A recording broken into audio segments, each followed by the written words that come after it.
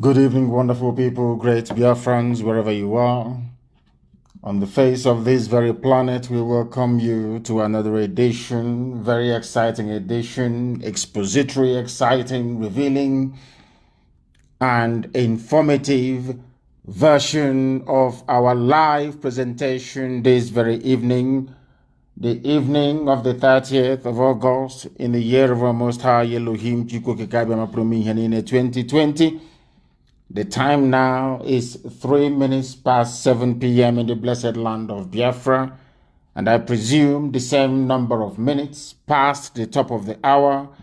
Regardless of where you are domiciled around the world, we are very proud to say that we are not only the largest mass movement on the face of this very earth, but also the largest indigenous broadcaster of its kind anywhere on the face of this planet, because people are listening right across the length and breadth of every time zone of this very earth. We are immense, we are huge, we are relentless, we are unstoppable, we are undiminishable, we are unbribable. We are not going to relent. We are not going to stutter. We are not going to reverse. Our movement is onwards and ahead until we get to our final destination, which is the unquestionable and undiluted sovereignty of the Republic of Biafra. That is why we are here. That is why we exist. And that is why we must do what we can to make sure that the whole world understands the need for what we are doing and be able to partake and participate in it. We are coming to you live via my Facebook page, the official one, please, Mazen Namdekano. We are, even more importantly, because I now notice that a lot of people are listening via our app, IPOB Community Radio app is live, and I want everybody to download it on their device because it is low data usage. Very, very low data. It is radio. Therefore, the cost of data is very, very minimal. Very, very insignificant. Everybody must download it and be able to listen to us via that very platform. It is IPOB Community Radio. It is the fastest download on Android and also on iOS. It is everywhere, and people are listening, as I said earlier, in nearly 154 countries around the world. People are listening to us, and they have joined us this very evening. It could be your morning, it could be your afternoon, it could be your midnight. Therefore, I would say good morning, good afternoon, good evening, and good night to some of you. There is no other like us. We are resolute, we are determined, we are relentless. Relentless in our pursuit of that which is right before God in heaven and man on this very earth. If you don't have your pen and paper, believe you me, there is no need for you to listen to this broadcast this very evening. It is going to be very deep and incisive. It is the type of program that we make once in a while, designed for those who are discerning enough to understand the peril that we are in and willing and able to do something in order to extricate us from it. I welcome all of you all over the world who have joined us this very evening. It could be your morning, your afternoon, depending on where you are. My name is Namdekano. I am the leader of the indigenous people of Biafra, and by none the largest mass movement of its kind on this very planet. I lead it. I am the director of Radio Biafra, the director of Biafra Television, and by the very special grace of the Most High, the only entity we bow before, a servant of the wonderful people of Biafra. Before we go any further, we must pray. A very quick and short prayer. After that, we then delve into our tutorial, I will call it this evening. You must pay very close attention, because somebody rang me earlier today and said to me that you have managed, not me, of course, it's Chukwu that is doing it. All I do is to pass on the message that heaven has given to me to give to those who are living. And I said to this very person that Chukwokika Biama is the one who is in charge piloting the affairs of men on this very earth. And then he corrected himself and he said that Chukwokika Biama has been able to use you to make what was considered impossible 10 years ago to become possible. And I asked him what that thing is. He said that our people are now beginning to reason as they should. Our people are now beginning to reason like Biafrans once again. Our people have now regained their analytical mind. Our people are now discerning. Our people now question and look for the right answers. It is not just about asking a question. It is looking for the right answers. Our people are now able to do it. That is why there is this hue and cry all over the world that people have risen up to demand for an inquiry into the very dastardly and disastrous slaughter of the innocent in Enugu, and we are not letting go. Very, very critical. But let us pray, first of all. And whilst we do so, I do hope that you have your pen and paper very handy, have it ready, and listen attentively. Listen very, very attentively to tonight's broadcast. It will change your life. That I can assure you. Tonight, we are going to pray a prayer of repentance and restoration. A prayer of repentance and restoration. Because the same way that your house over time gather cobweb and dust, and there is need for you to cleanse, to clean, to tidy it up, the same way that even the computer that you're using over time collect bugs all over the place, and the result of that is either slowed down or it crashes. So does our habits and our brain especially. And for those of us who may have succumbed to harmful habits, those of us who are no longer faithful or do not understand what it means to remain very faithful and then to testify the goodness of the living God in heaven.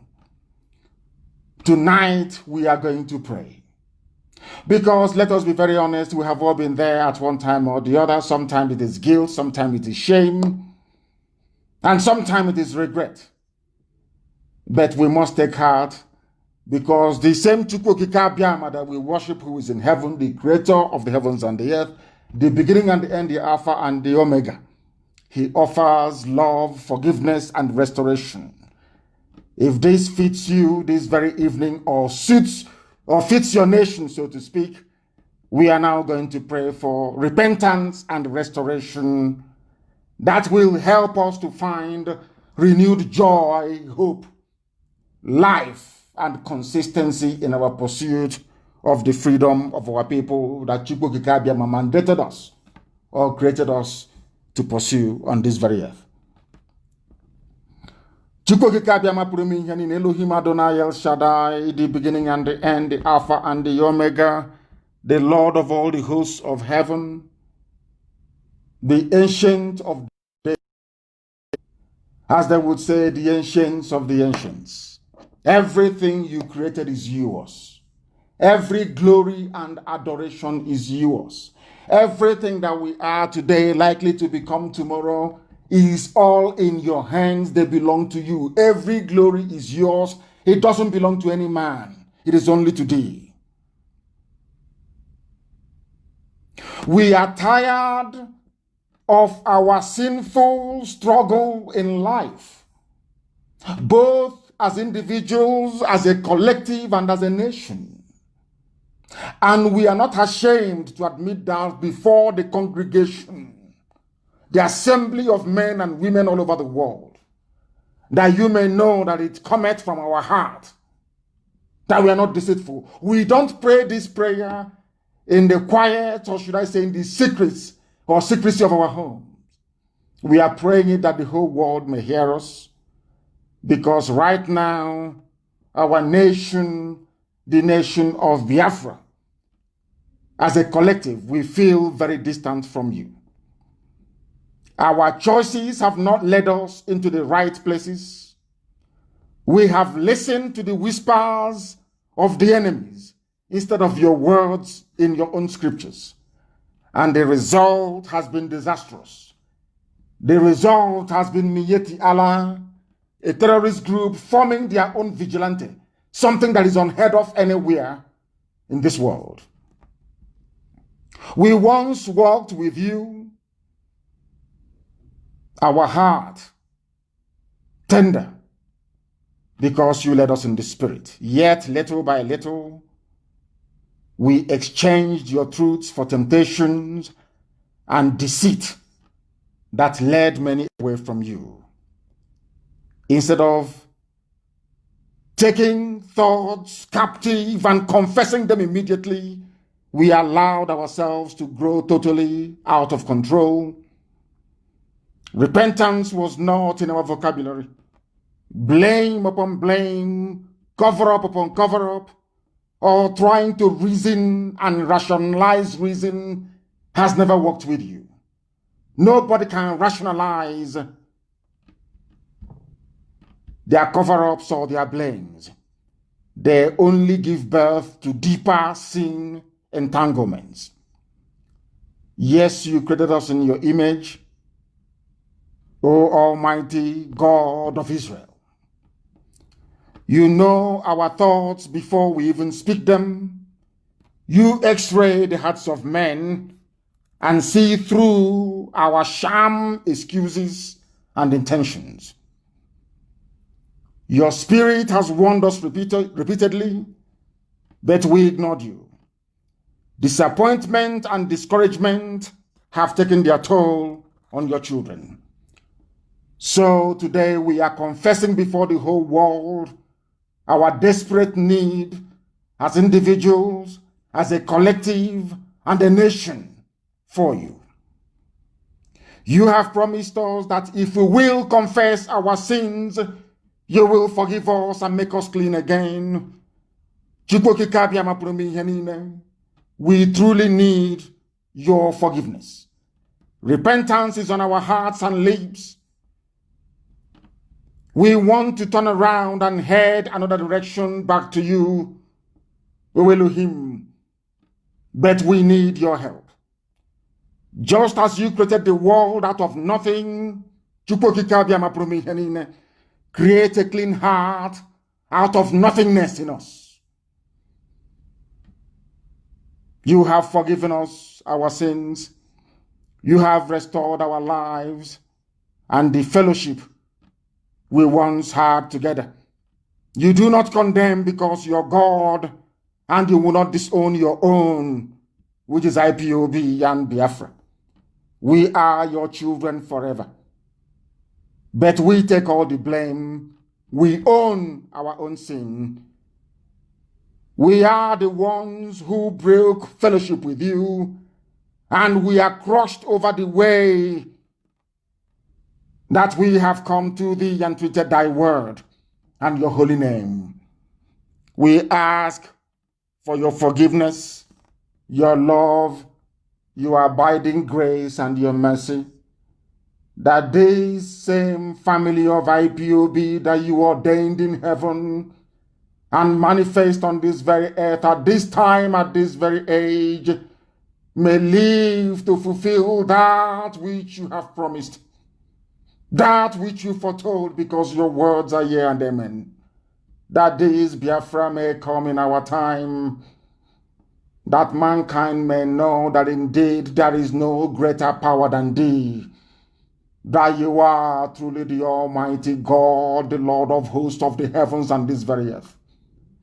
And this Biafra will come, and your children, Biafrans all over the world, will adore your holy name.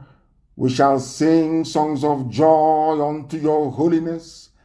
Every generation of Biafrans that will ever have the honor of walking this very earth shall offer ceaseless praise and adoration unto your holy name, that they may know that indeed we are the children of light, to the glory of your name and your name alone, now and forevermore we pray.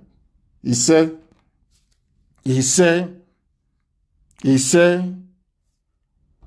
we are live and direct, please. I don't need any complaints today. I want people to download IPOB Community Radio and listen to us, because the whole world is listening. If you can take selfie and post them, so can you also download IPOB Community Radio and listen to this very live broadcast this evening We are on satellite. We are on FM across Biafra land. But also importantly and critically, we are on my Facebook page as well. The suppression is going on. Facebook is not going to stop. Don't expect them to stop banning us. They will keep suppressing. They will keep banning us. But they will get tired. They will understand how resolute and determined we are. And when that dawns on them, they will then know they're backing up the wrong horse, that they have been doing something absolutely horrible. Who knows, even then, as we have prayed this evening, they too may even pray for repentance and be forgiven. We are proceeding very assuredly towards our program this very evening, that the world may bear us witness that we are the bearers of truth. There are some things that we lack as a people which we must correct immediately. We must learn and understand how to be disciplined. Discipline is not just about the way you conduct your personal life. It is about the way you relate to other people, the oath that you're under, and your ability to always do that which is right. To be obedient, to lay down rules and regulations, very, very important. Or else everything we are doing is a joke and it is a mess. The reason why we are where we are today is because of, I keep saying it every blessed time that I come on air, our inability to be rational enough to dissect and digest information in a way that it enables us to make the right critical decisions at the right time. That is the essence of reasoning. Very, very important indeed. And if we are a race of people that have reasoned, please write what I'm saying down. It is very, very important, please. I beg of you. If we had reasoned as a people, together, as a collective, over all these years, the mess we are in now, we cannot be in it. We would have learned our lessons and we would have made some life-saving, critical decisions as a result of that. Today, we would have been a better people. But because we always allow envy, greed, and jealousy to cloud our sense of judgment, we always gravitate, we always go back towards reasoning like the people that we have been rejecting and condemning all this while. This evening, we are going to start from the bottom up so that you can understand what we have been saying over the years. We are going to analyze Jonathan's accusations regarding Obama's meddling in the 2015 zoo elections. Because, how do I put this? Because we did nothing then. That was the reason why Obama managed to impose a fellow Islamic jihadist in Buhari in power. And because he got away with it, the late Buhari, of course, Abba Kyari also imposed Hope Uzodinma on Imo State.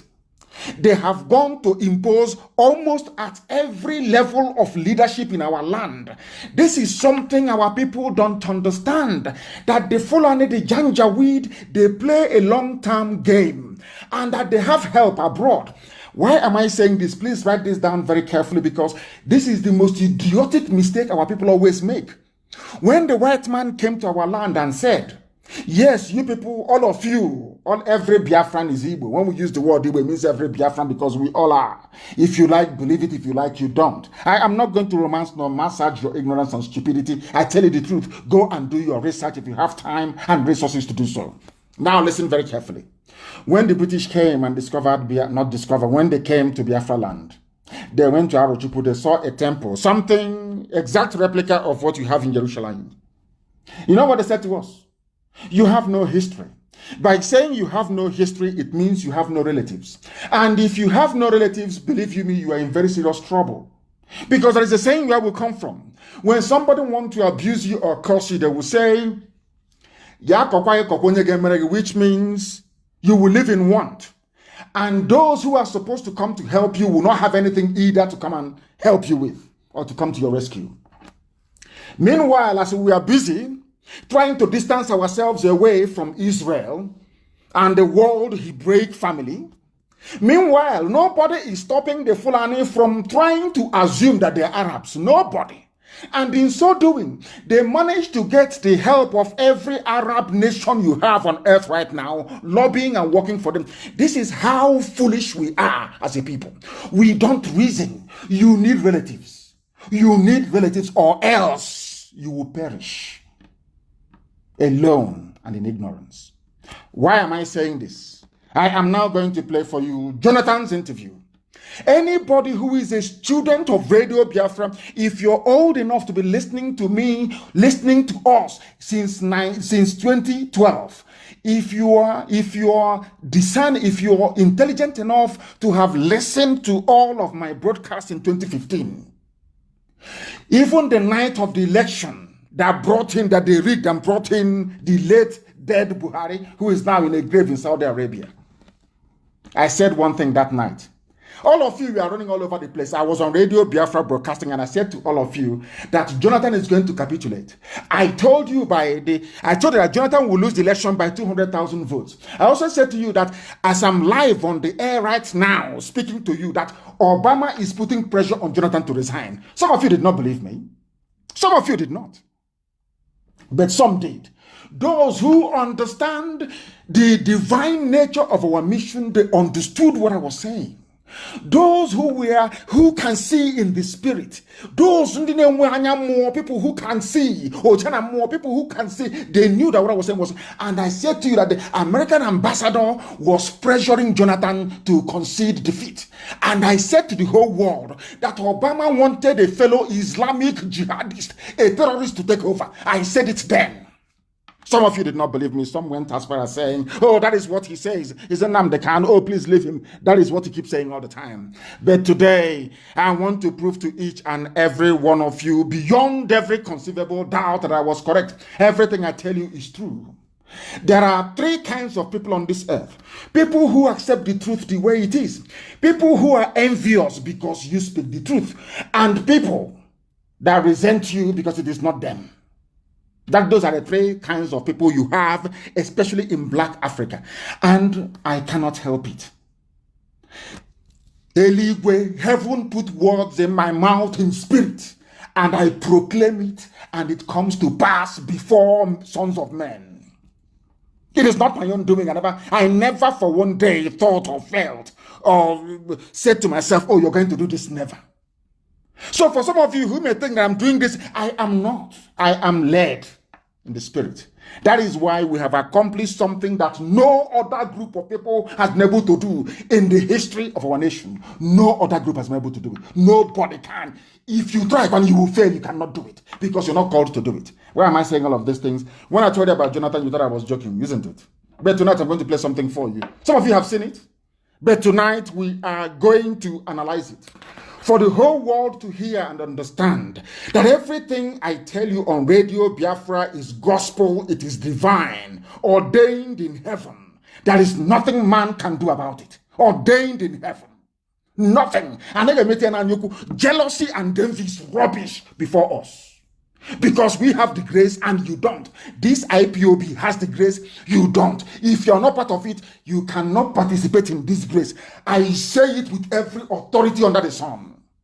And I want to prove it to you now. That we're always right. You may not like it. Some of you may go back and become even more envious. Tonight, also cause one you cannot be like us. You can never be. You cannot. Listen to Jonathan. And I want you to reference the program that I made on the night, should I say on the eve of the election in 2015, before they rigged in the late dead Buhari into power. Understand it very well. People say that we insult, if you're an idiot, I will tell you you're a fool to your face. I will tell you that you are an idiot. You are a fool, I will tell you. You are a baby saboteur, I will tell you. You are an aspiring sabo, I will tell you. To your face. Wherever I meet you. I traveled all over the world and I went to the USA and I told them what I felt about them. People were shocked. Ask Ikenawan on any. He took me to a group of indigenous people in California, asking what I said. They were in shock and horror. I tell you anything I want to tell you in your face. There is nothing any bagger can do. Nothing, absolutely nothing. Not absolutely nothing. Listen to Jonathan, please. I want you to listen to the former president of the Federal Terrorist Zoological Republic of the zoo that Britain created. Listen to him. And you reference my program on the night of the election. Go and find it. Uche, go and look for it, or form and look for it. Anybody who has access, look for it and want that eve of election broadcast, go and bring it. And that same night of election, bring my broadcast. I want it to be replayed for the world to know that Elohim sent us. What I say, mortals cannot, what I see, mortals cannot see it. That is why when you give me advice and I don't take it, please don't take it the wrong way. The time for that your advice hasn't arrived yet. We see things that mortals cannot see. You cannot see it. When I said this thing, Jonathan was in panic. Jonathan could not believe. He could not. He was wondering, how did Nnamdi Kanu know what is happening? I told you what was happening. And now listen to Jonathan, please. That you may know that Chukwokika Abiyama is on our side. That Elohim we worship is with us. Listen. The level of interference by the Obama's government was very overwhelming. This is the voice of Jonathan. It's not as if I couldn't have won the election even with that. But if by my own thinking and also the way some other people look at it, they go outside the normal diplomatic relationship, then it should be mentioned. Now listen, Jonathan, after these years, I commend Jonathan, to be honest. He's a statesman. Jonathan is a statesman. I commend him. I can criticize him in any other way, but good luck, Jonathan is a statesman. I commend him and I have respect for him for that. He waited all these years. Now the zoo is in trouble and he is telling you what happened. The same thing Obama did to Libya. The same thing Obama did to Libya to destroy Libya and plant terrorists is exactly the same thing he did in the zoo by putting in the late dead Buhari. I want you to follow this very carefully. Exactly what I told you that night. When I said that Obama was interfering in the elections, some fools could not understand what I was saying. They said, oh, he's just making it up. Has it not been confirmed from the mouth of an ex-president, from Jonathan's mouth itself? And I want that broadcast found tonight. My broadcast of the eve of the election of 2015 and the one I made on that same night when they were going to polls and voting. You will hear it. I told you that America was putting pressure on Jonathan to concede. I told you they will rig the election, that Jonathan will lose by 200,000 votes. Exactly my prediction came to pass exactly that way it is. Exactly the way it is. Our people don't know anything. Do you know the reason why Obama was helping the Janjaweed North to win? Because they are all Muslims, they are all Islam. Because the Fulanis are not ashamed of saying we are subservient to Saudi Arabia.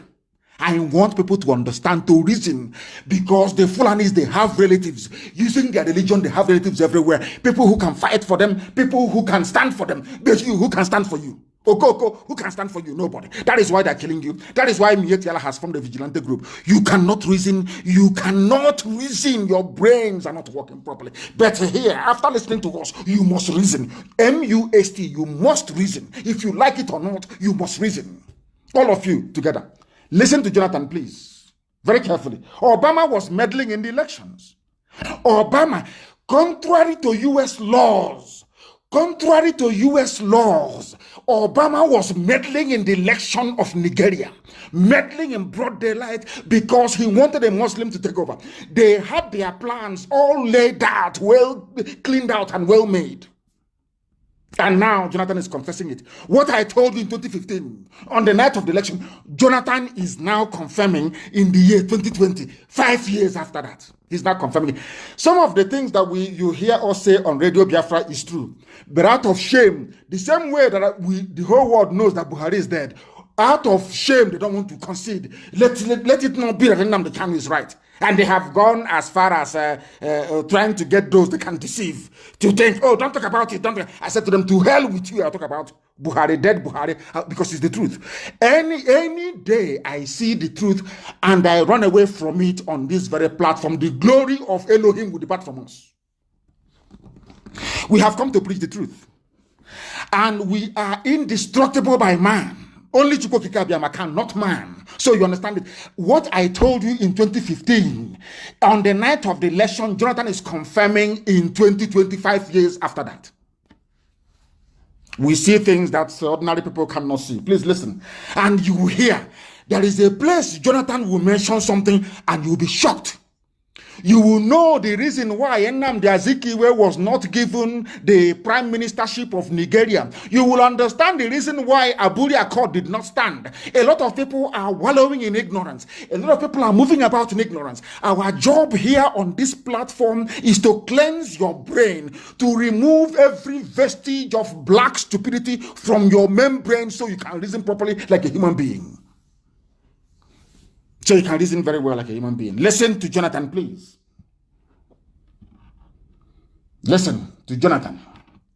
To President Goodluck Jonathan. In the year... Sending that person listen. To Nigeria at the eve of election, after Obama even issued a statement directing Nigerians to vote for the next... Who sent who on the eve of the election?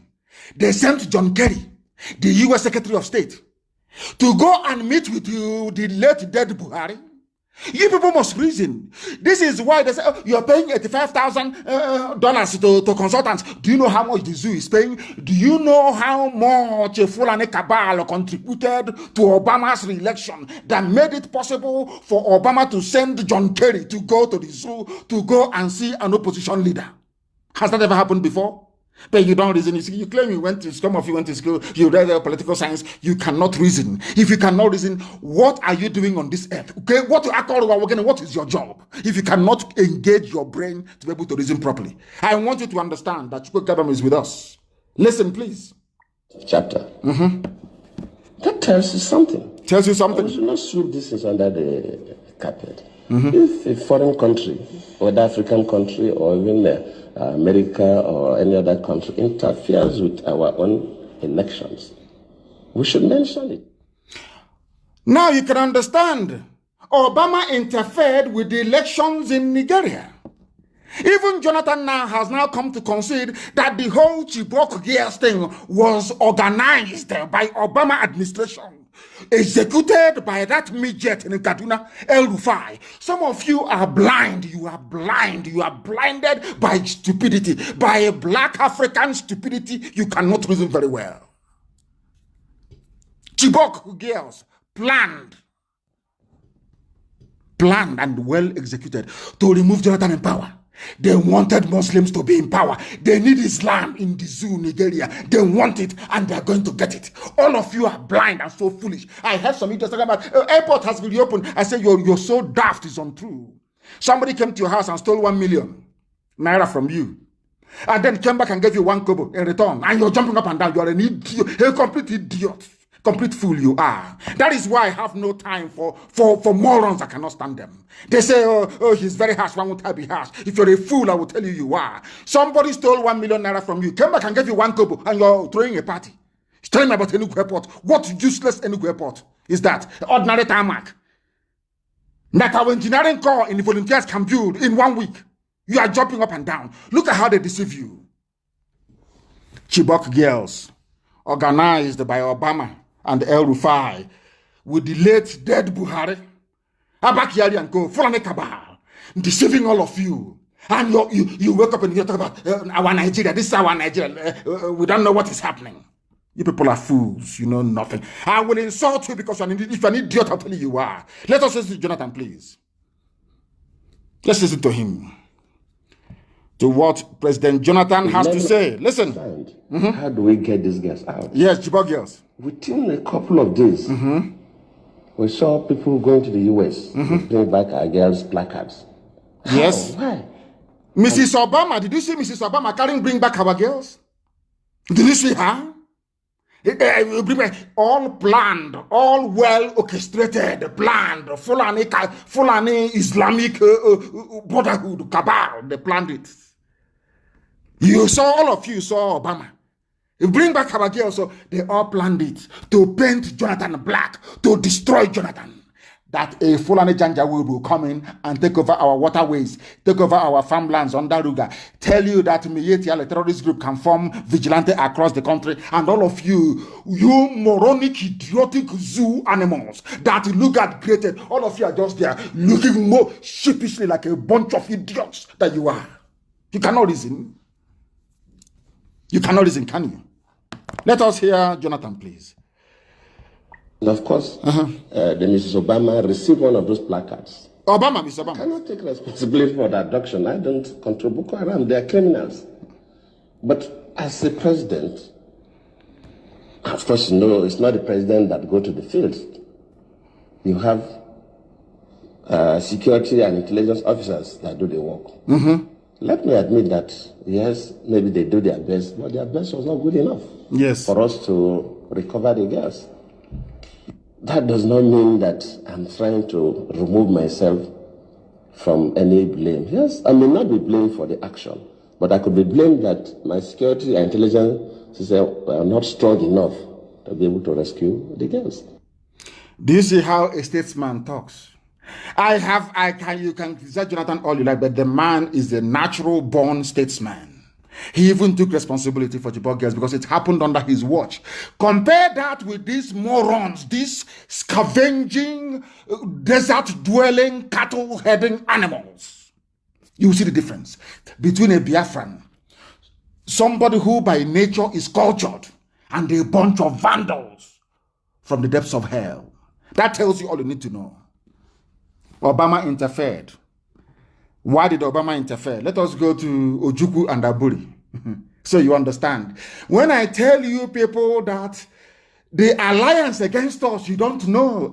Even the complete idiot who may be on Facebook yapping and writing rubbish do not know the amount of enemies Biafra have. He has no clue. Has no idea. Every day, Biafra, when is it coming? They have no understanding. The hurdles we need to negotiate and cross before we get to the promised land, they have no idea. They think you wake up in the morning, you write to Trump, you write to EU, Biafra will come. They are insane. I used to say on this platform that Biafra is the last miracle, and I used to say it for a reason. Because of the obstacles and hurdles in front of us, we need to overcome. This is one of them. American president from nowhere is against a head of state because Jonathan is a Biafran. They cannot allow him. No, it's impossible. He cannot stay there. I want you to pay particular attention to what I'm going to play next. And I said this evening, this program may last up to 3 hours. So be prepared. If you don't have data, you go and borrow data you buy on credit. You must listen this evening and learn. After tonight's program, you will know that reasoning is very important in life. And when you go through Jonathan's experience, when you go through the experience of Nnamdi Azikiwe, you go through the experience of Ojukwu, believe you me, you need to go back into your room, turn off the light, and fast and pray for God to give you the capacity and the ability to reason. You pray for 30 days. I'm telling you the truth. If you look at, you don't need anybody to educate you on anything. Look at how they treated Jonathan. Look at how they treated Ojukwu. Look at how they treated Azikiwe. That will tell you all you need to know. That the people you claim you're with, you're not with them. Or those that claim they're with you, they're not with you. That is what informs how we run IPOB and why IPOB is the most successful freedom fighting movement in the whole world. Not despite the fact that no politician in Biafra land is in support of what we are doing, because they are cowards, of course. You know that very well. But yet we are waxing strong all over the world. Have you asked yourself why that was made possible? Any day you understand it, that day you respect IPOB. You respect IPOB. Now let us go to the next one so that the world can hear very, very well what has been happening to us. And after this program tonight, I want you to put one and one together. I don't want you to forget IPOB. I want you to cast your mind back. Ask yourself this question. Why was it that Nnamdi Azikiwe, a frontline militant agitator for independence for Nigeria, The only man who did not inherit the mantle of leadership across the whole of Africa. Ask yourself why. Ask yourself why Aburi did not stand. Ask yourself why they lied against Ojukwu and said Ojukwu declared war and sustained the narrative for nearly 52 years. They sustained it for 5 decades. Blatant lie. Even the journalist in Lagos or Abuja writing or Ibadan writing that lie, he knows it's a lie, but he will write it. Ask yourself why. Now we are going to discuss Aburi. And Ojukwu is here. All of you have seen it, but you did not pay attention. Our job here is to get you to pay attention to the things you ought to pay attention to. That's what we are doing. And I'm going to play that same interview. And I want you to listen very carefully to what our eternal general has to say, our overall supreme leader for life, what he has to say about Aburi. Let shame befall our enemies. And this evening, you will see, I've shown you the hand of America. At this time, I'm going to show you the hand of Britain. And you'll be wondering, but what did we do to them? Why is it that they want to suppress, to clamp down on Biafra? Any day, as I keep saying, believe you me, any day you go into your bedroom and you think and you discover the reason why they're against us, you can never be a Sabo in your life again forever and ever. Never. Listen to Ojukwu and listen very carefully to our leader, the only genuine general you have before he passed on. Listen to him, please. Listen. But at the end of it, I don't want to go because these things are all, the tapes are available. His English is Queen's English. Some of you may struggle to understand he is learned. He's a learned man, highly polished, highly educated. Some of you may struggle with the crispness of his accent and his tone. But please do pay attention. He is the Biafran head of state. Pay attention to him, please. He is late, but to us, he will remain our head of state. Listen very carefully. The records are there. Records of Aburi. In fact, only about 2 weeks ago, I saw a set of the records again. So the Aburi records exist. The transcripts are available. They're available. But we talked about the Nigerian situation. And certainly, at the end, everybody says, oh, you told them this, you did that. The fact was that our case was so clear. Yes, case for Biafra and at Aburi. That I actually believe at the end of Aburi that the problem was not Gawan. Listen. But probably some ambassadors in Lagos who were... The problem was not Gowon at the end of Aburi. Our leader knew. He said some ambassadors in Lagos did not want Aburi to stand. So I am telling you today, Britain does not want restructuring. All of those blood-sucking, demonic neo-colonialists, they don't want restructuring. That is why the Fulani Janjaweed can never restructure. I need you to understand this. Ambassadors, these are white people from Europe and elsewhere. They have no business with the governance of Black Africa. Absolutely nothing. Now, ask yourself, in 1967, why was it that some white ambassadors in Lagos did not want Aburi to stand? Because Aburi standing meant that the eastern region, which is Biafra, will have an independent economic system. Because before they sent, and I'm going to tell you tonight, it was Britain that planned the coup. I'm telling you the truth. You may be shocked, but it's the truth. The coup of 1966 was planned by the British. The reason being, they wanted to destroy the economy of the East under Dr. Michael Okpara. Michael Okpara had the fastest growing economy in the whole world. In the whole world on this very earth. Dr. Michael Okpara of the Eastern Regional Government had the fastest growing economy. We were manufacturing things. Britain could not stand it. Britain did not want to see it. They planned that very coup to destroy us. One day it will happen. I'm saying it now. It sounds like it's a joke. One day it will reveal itself. And say, my goodness. Oh, Mazen Namdekano was right. Of course, I'm always right. I'm sorry to say this. Some people don't like, I'm a human being. I'm a mortal. I'm nobody. I know that. But I get it wrong. I get it right 99% of the time. Maybe I get it wrong 1%. I want you to listen.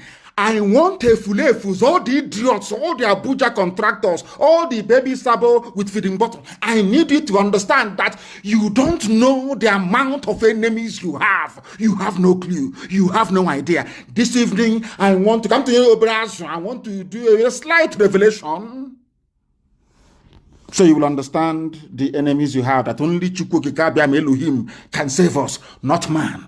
I need you to understand it tonight. Are you listening? It was ambassadors in Lagos, not Gowon, no? Ambassadors in Lagos that put pressure on Gowon. Abandon Aburi.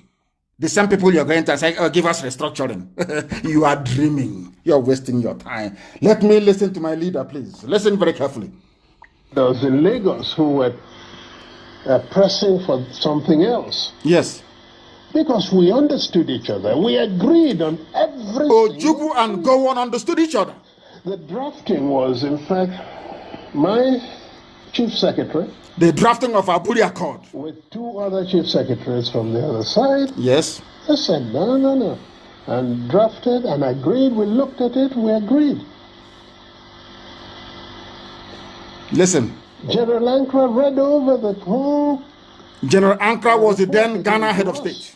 At the end, asked us if we wanted to amend anything. No. After the whole agreement was made, General Ankara asked Ojukwu and Gowon, do you want to amend anything? They said no. We understood each other. We know what we want for our country. We wanted to move forward. But meanwhile, white ambassadors in Lagos, we are not happy. Ask yourself, where were they not happy? What is it about Aburi that made them uncomfortable? Because restructuring back to the regions will allow people the autonomy to grow their economy. But these criminals, these neo-colonialists in Abuja now, they don't want it.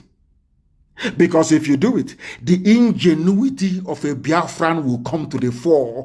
The intelligence of an Igbo man will rise up. You can't stop it. So the best way for them to stop it is by bringing darkness. Darkness is full of Janjaweedism. Are you following what I'm saying tonight? Do you know, have you heard this before, that Ojukwu and Gowon had no problem? They agreed, they drank champagne, they shook hands, they did everything. They now came back to Lagos. White ambassadors in Lagos said no. And that is Britain. We don't want it. So that Okpara can be growing economy of the East, so that these people can rise up again. These stubborn people can come up again. They said no. Because you know why? They know I have discovered what they know about who we are as a people. That is why they are frightened. That is why no matter how many reports Amnesty will write about the killing of our people, they will stand on it, they will say no. We are at ICC. Have they called our case? The answer is no. They can never call it, because they know that Biafra is the light of Africa. They know that any day that Biafra stands, that Africa will stand. So what they have done is to go to the source and switch off the light. They just have fuse. They took the fuse and they walked away. So everything you are doing, connecting every cable everywhere, until you put in the fuse, it can never work. And what is that fuse that Britain pulled away? It's called freedom. Now you understand it, don't you? Now you understand it. Only if some of our people know what we know. You don't know what I have seen.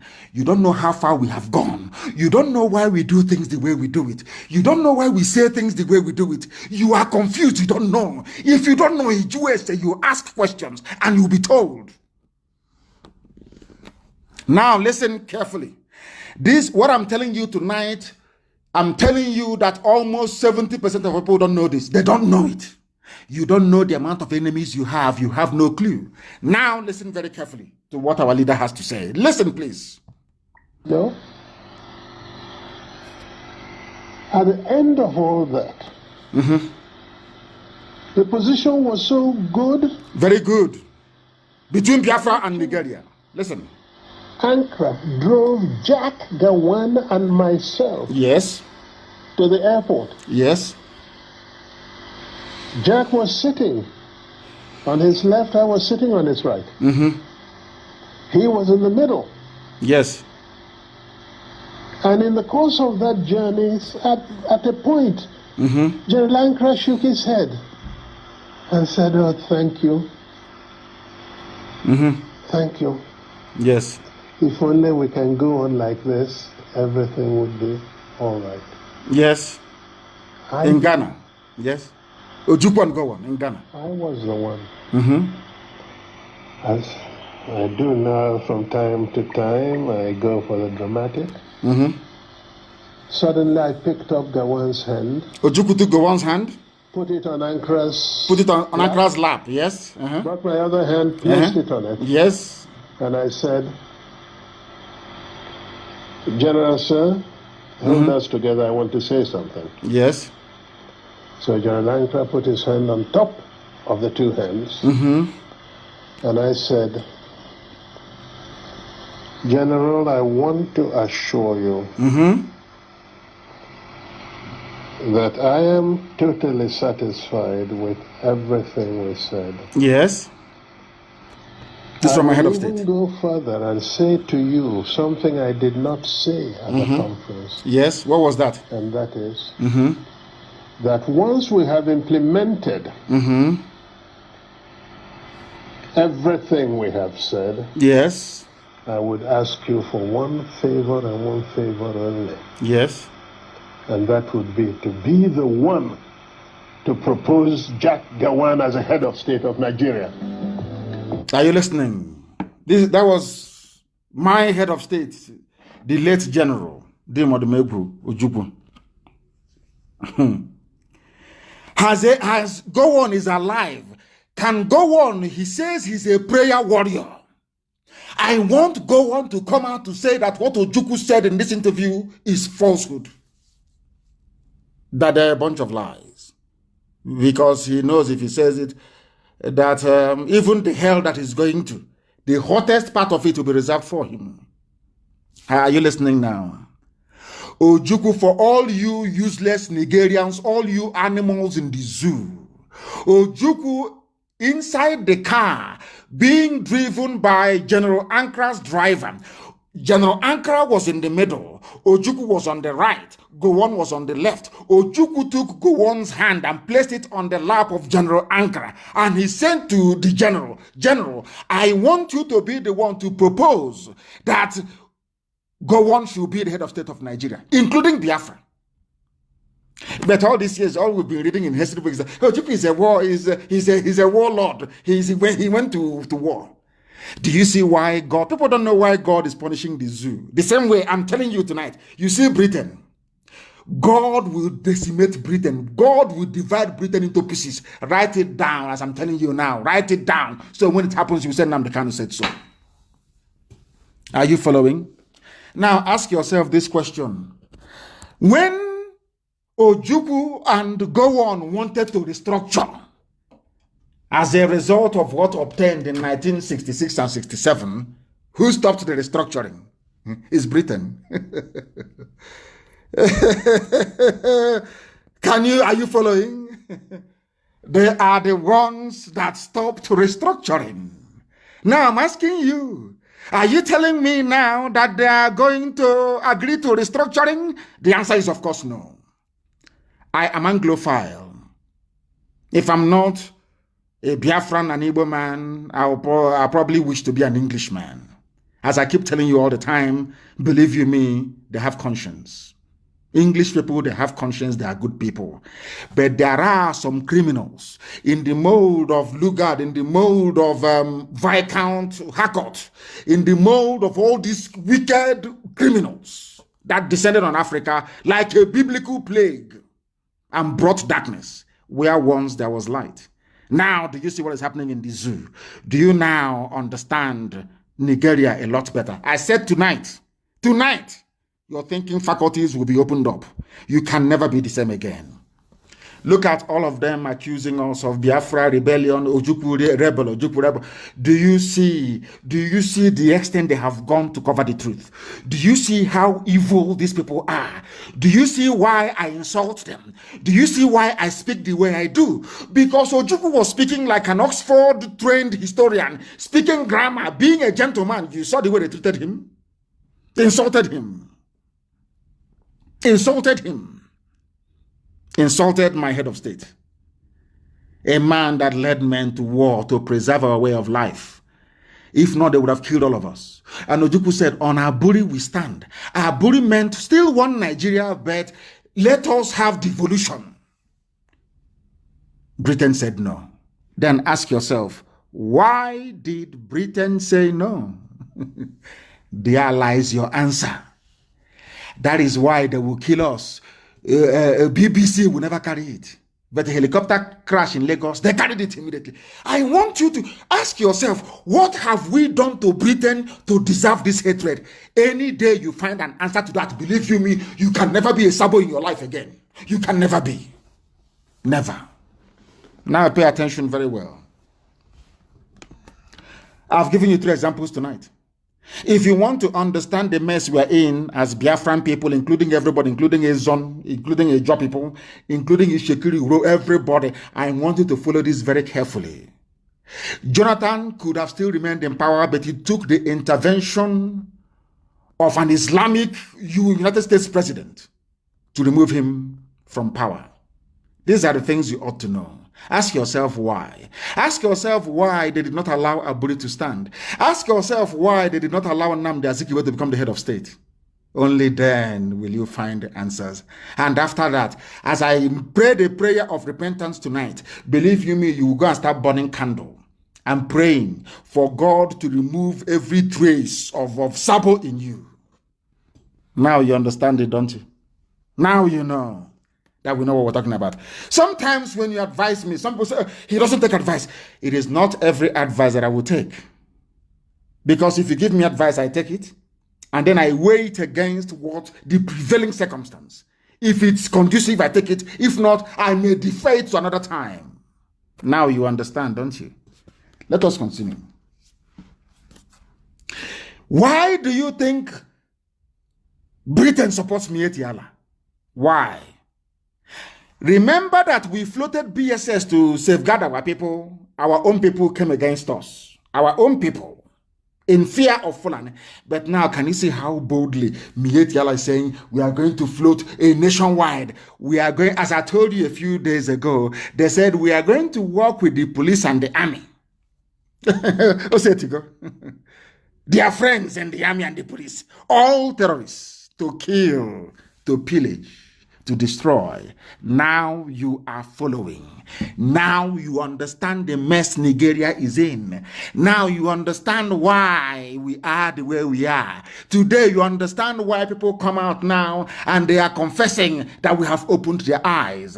Now you understand, of course, that we are very serious. We are not going back. Not at all. Not today, not tomorrow. Not today, not tomorrow. Somebody published an article called Justification for Resuscitation of the Sovereign State of Biafra in that newspaper. It is my humble suggestion and recommendation that our people go and look for it. They have removed it. I cannot even open it here. It seems to me they have removed it. It seems they have removed it. In that very article, you will hear or see what our brother was saying. Our brother simply said, very simple, that in Nigeria, Nnamdi Azikiwe was the only person to lose out amongst every nationalist leader you had that fought colonialism in Africa. That is what you need to know. These are the things that you need to understand, because our people do not reason. Here, we compel you to reason. Go and read that article, Justification for the Resuscitation of the Sovereign State of Biafra. This is published by Vanguard. Unfortunately, they no longer want us to see it. It has been removed. It can no longer be found. That is the world of the Janjaweed. That is what they do. Once they say the truth, they suppress it. And the reason why some of them, of course, they love us in secret, of course they do. The reason why they come out sometimes to be talking rubbish or paying all these idiots Sometimes I think they can come to, Gowon said it, if I knew how they loved money and power, I could have just shared money and allowed them to fight themselves. Don't allow yourself to be one of those that Gowon was talking about. Ask yourself also this evening, why is it that Vanguard publication of today that I read before coming on air is no longer there? That tells you all you need to know. Because that publication contained the truth. It contained the truth. Absolute truth. I want people to understand the way the mind of a black person is. I need you to understand how the mind of a black person functions. Any day you understand it, you will then know. You will then understand and appreciate. You will come to the full realization that what we have been doing here has been right all along. Now, listen very carefully. Why we are deploying Miyetti Allah vigilante all over Nigeria, Abdullahi Bodejo of Miyetti Allah. These were the same newspapers that we are castigating Nnamdi Kanu and IPOB for floating BSS to defend our land. They are the ones today interviewing this man. Nobody has bombed his house or raided his house. He is fine and okay. No northern governor, no Fulani governor is against him. And I want to ask the Igbo governors, have you seen it? When we floated BSS, they said, oh, go and kill him, go and you jail him, bomb him, you proscribe them. You did. But now they are bringing terrorism to your doorstep. Have you proscribed Miyetti Allah? I'm asking the useless Igbo governors, have you proscribed them? Now listen carefully. The national president of Miyetti Allah, Kautal Hore Bello Abdullahi Bodejo, has said that castle rustling and incessant attacks by their members led to the formation of this security outfit, Miyetti Allah Vigilance Group, which will operate all over the country, not because Fulani has no homeland. So they now need to conquer everybody at the same time, and all of you are just there, sheepishly and hopelessly looking as the morons you are, and they are moving ahead, full steam ahead with their plans. Do you know why they're doing it? Because they know that Buhari is dead. If all of you can be so foolish enough not to realize that Buhari is dead, then they might as well do to you as they please. That's what they're doing, and that's what they have done. Now, listen, we launched Miyetti Allah on July 27, and we started with 1,000 personnel who are still undergoing training with Vigilante Group of Nigeria. That's their own name, Vigilante, which means they own the whole of Nigeria. Amoteku is for the West. Any day Elohim decides that something should come from the East, it will be for the East. But their own is not for the North or for the Sahel North. They call North, Arewa North. No, it's for the whole of Nigeria with the help of Britain. Now listen, and follow him very gently, please. You know Fulani people are moving to those areas where there are grasses. Anywhere there is grass, there is Fulani area. That's what he's telling you. Any place where there is grass, they will operate there to see how they can feed their cows. Are you not foolish? All of you in the South, are you not hopeless? Can you see your stupidity in front of your eyes? Can you see how hopeless you are? Those of you from the South, Aminu Duduwa and Biafra, can you use your two naked eyes to observe your stupidity? All the years of subservience to Fulani, has it ever made them to relent? They are coming to conquer you. You see Hopus of them, they will even take over his own village. I'm telling you the truth. He doesn't know how they operate. Supreme Court governor. This is how they are.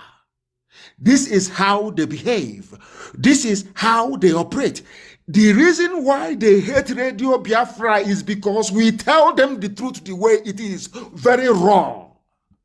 We don't sugarcoat it. Anywhere there is grass, a Fulani will go there.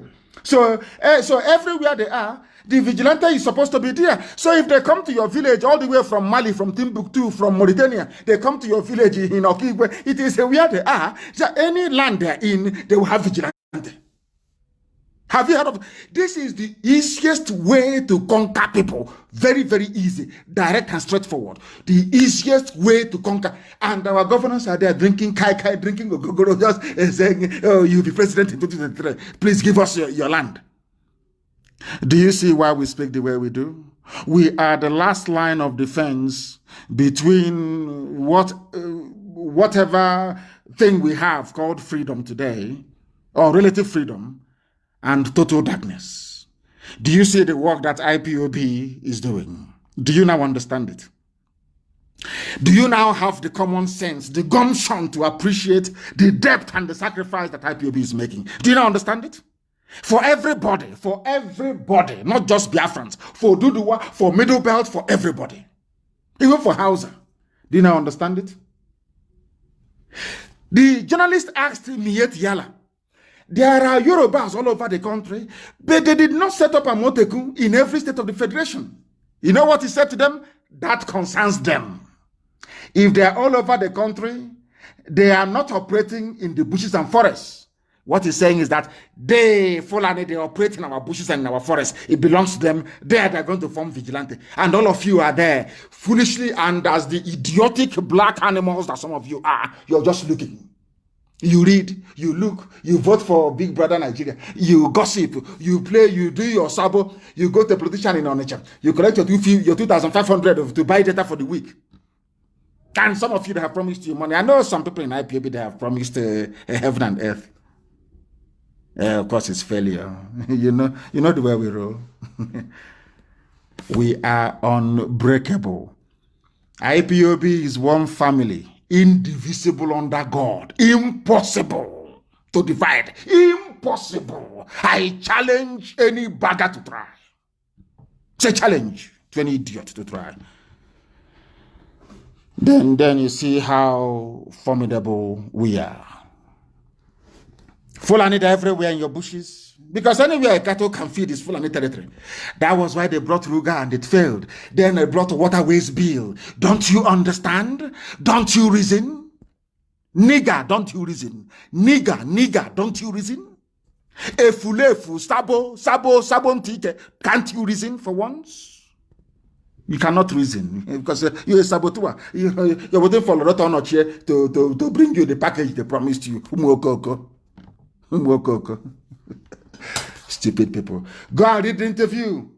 Why we are deploying Mieti Allah vigilante everywhere, your community will be gone. You know, that's where you your community is gone. You are a professional petition writer in Abuja or in Lagos. Ibrobre file with your office flat file with outdated map in Abari, your village is gone. Idiots campaigning for presidency, your village is gone, your forest is gone. Because before you become president, you must sign that wherever there is Fulani. I warned you before. That is why they are building settlements in our land. So that any day there is any fracas, Britain will say, oh, it's one Nigeria. Wherever you find yourself, you're a Nigerian. And that way you Okwa West, you have the Emir of Okwa. I'm now telling you, if they said to you that what I said in 2015, that Jonathan will confirm it in 2020, will you believe me? Will you believe me? What I said in 20 has been confirmed in 2020. Go and play that my broadcast, you will see it there. Very clean and clear. The gospel of heaven, that's what I give to you. The gospel from above. Everything I tell you is gospel. You cannot dispute it. Not now, not tomorrow, not ever. Indisputable. They come to your village. Mietiala is in your backyard, they're grazing their cattle. They come to you and they give you 4,500 naira.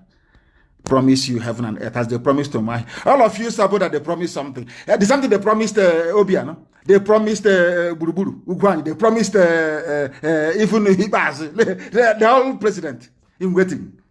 Excellency, president in waiting. When Mietiala calls him, yes, Mr. President in waiting. That one, his head will expand. He will give away his village to Mietiala. You see how foolish they are. The same thing with Sabontik. Hey, people who are hustling and struggling in life with no hope and no means of livelihood. And you get a call from Loretta Onochie. Are you prepared to be a Sabo? That is, government has voted, there is a budget with the government now. Come and be a Sabo. You open 1 or 2 or 3 Facebook accounts, you start talking rubbish. But those that felt they were human beings, they have tried and have failed to divide or to bring IPOB down because we are built on a rock.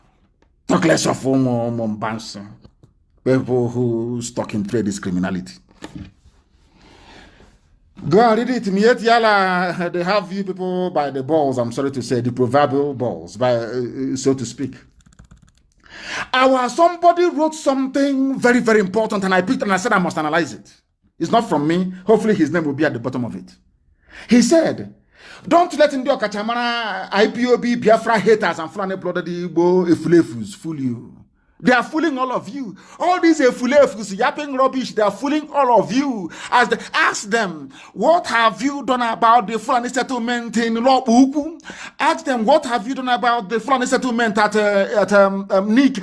What have you done about the Fulani Miet Yala settlement in Okwa? Ask all the Efulefus. They have no answer. Their job is to distract you. Their job is to take your mind away from holding politicians accountable for the unwarranted, unwanted presence of Miet Yala terrorists with their cattle in our villages. Some of you cannot reason that through. When they are yapping their rubbish and talking their nonsense, their job is to distract you as Fulanis are taking over your village. Is that very clear? Now listen.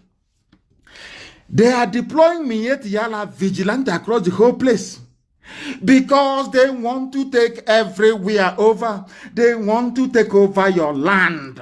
They want to take over your land. Ask yourself, why hasn't your governors come together to float their own defense? Because they are in Fulani pocket. Fulani they see our land as a conquered territory. If not for IPOB. Why do you think the governors are keeping quiet as they're killing us? Because they have told them over the years, control them, control them. They're saying we can't control them. If you like, come and kill them. We will not talk. And that's what they're doing now. Compare that to other governors everywhere around the zoo. And you will see what is happening. You see the way they're speaking up. They're talking about community policing, so they can hand over the whole security architecture of a people over to IG, who is a Fulani man. And they can now come and do, basically ravage you. They will ravage you. Nonsense. They're undergoing training. They're undergoing training. And some of you are keeping quiet. Some of you are allowing idiots to distract you. Some of you are following gossip. Every gossip that comes up, you go and join. You want to comment. You want to participate. I feel sorry for all of you. Because as you're doing that rubbish, let me tell you what happened to people who were as foolish as we are today. Because before they took over Southern Kaduna, they did the same thing. They sent their emissaries and their agents, the quislings amongst them. They came in. They said, oh no, one Nigeria, unity of the country. Unity of the country that's slaughtering you. But unity of the country, unity. Who are the ones doing the killing? Fulani. Who are the ones forming terrorist groups? Fulani. Who are the ones in the army killing unarmed innocent people? Fulani. Now, you understand it? Now you understand it. Very soon, pastors in our land will be saying exactly the same thing that some pastors are now saying in Southern Kaduna.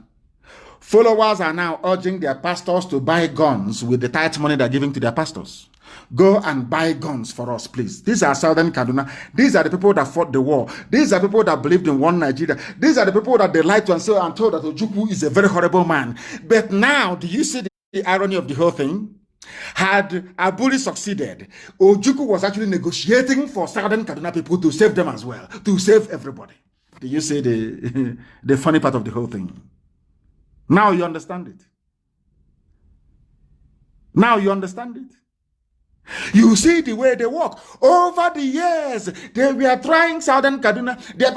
We are in the army. Nobody should do anything to disrupt the peace. So some of these things now that the Supreme Court Governor of Imo State has been saying, idiots, sycophants. Now do you see it?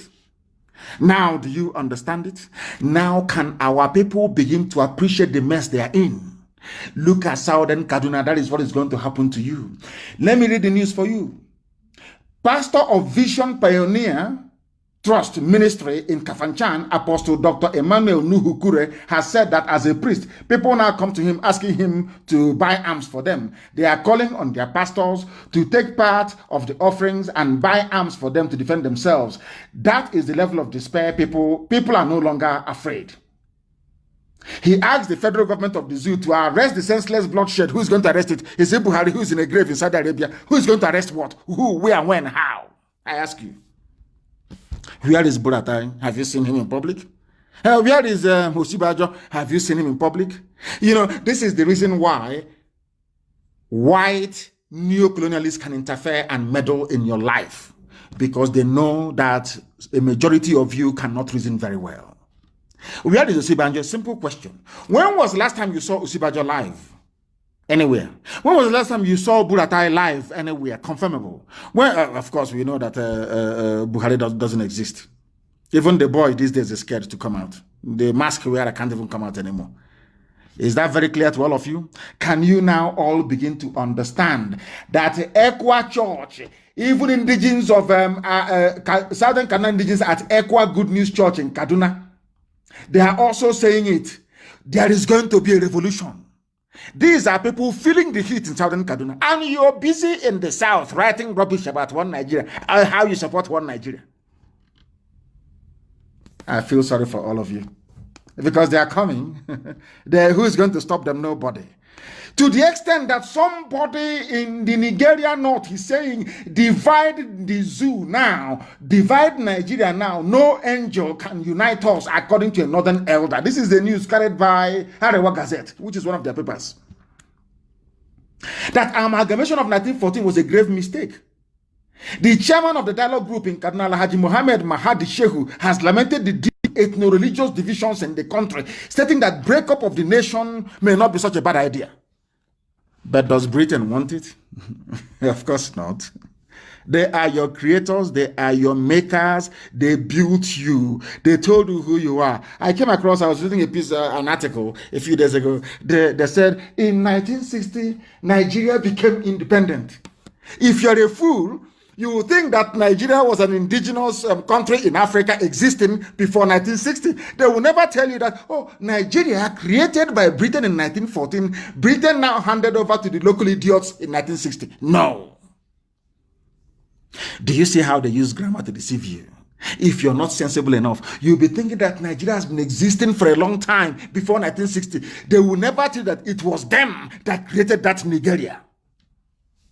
So that is why when a black man stands up to say, I am proud of Nigeria, a white man will just laugh at you, but they will not tell it to your face. They will tell you you're a fool. You know nothing. How can you allow me to come to your country to create a nation for you? Are you foolish? Now you understand, don't you? Now you understand. The chairman of the dialogue group is saying that people have not been able to rise above ethnic and religious sentiments, making a united nation very difficult to achieve. But as long as oil is flowing, gas is flowing from Biafra land, they will keep patching up the zoo. They keep giving more power to the Janjaweed. Because they know that all you need to do to a Biafran, and Igbo man especially, of course, every Biafran, just go there and sprinkle some money. Give them, create some artisans, create some sabo. You know, some saboteurs, even some people within IPOB. They see themselves as many, their dream is to become like Atoese one day. And if you go and investigate him, you see that the way he made his money was by being subservient to the Janjaweed. So the only thing for you to do is to become subservient to Janjaweed. You become saboteur full-time. Sabo. You start from childhood. You know, sabo. Peddling your gossip here and there, peddling it. If you're lucky, the Red Honor chair will pick it up. Or if you're the heavyweight, maybe they will send an Igbo politician to you, you know, to come and speak to you and see how they can convince you. Oh, these things, the governors are finding it very hard. How can we divide IPOB from within? And you are a fool, you buy into it. Maybe they will change your wardrobe for you, or, you know, you come and try and see what will happen to you. The zoo tried, they failed. The governors tried, they failed. Is it Okoko that will divide IPOB? Who is the idiot? I'm over the fool. They've not given birth to the idiot to divide IPOB. They've not given birth to you. People can gossip all they like. Gossiping is free. Anybody is free to gossip. If you cannot gossip on Facebook, you go to Twitter. You cannot gossip on Twitter, you go to TikTok. If not for TikTok, you go to Hard Talk. Anywhere you like, you can gossip. Gossip is free. Anybody can gossip their life away. That's your business. That IPOB is one family and indivisible under the sun. And I am all your envy, greed, and jealousies. It doesn't mean anything. I lead IPOB. I appoint and I dismiss. Also, course one being when they can ask, I don't know what is also course one be in English. I don't know. Somebody should tell me what also course one be in English. I don't know what it means. Someone should tell me what it means. Here we educate you for free. For free. The only thing will cost is to download IPOB Community Radio app. That is the only thing that it will cost you. That is all. That is all. Compare the governors you have with the other governors elsewhere. Let us be a bit rational. Let us drill it down to ethnic nationalities. Per se. Where is Governor Autumn from?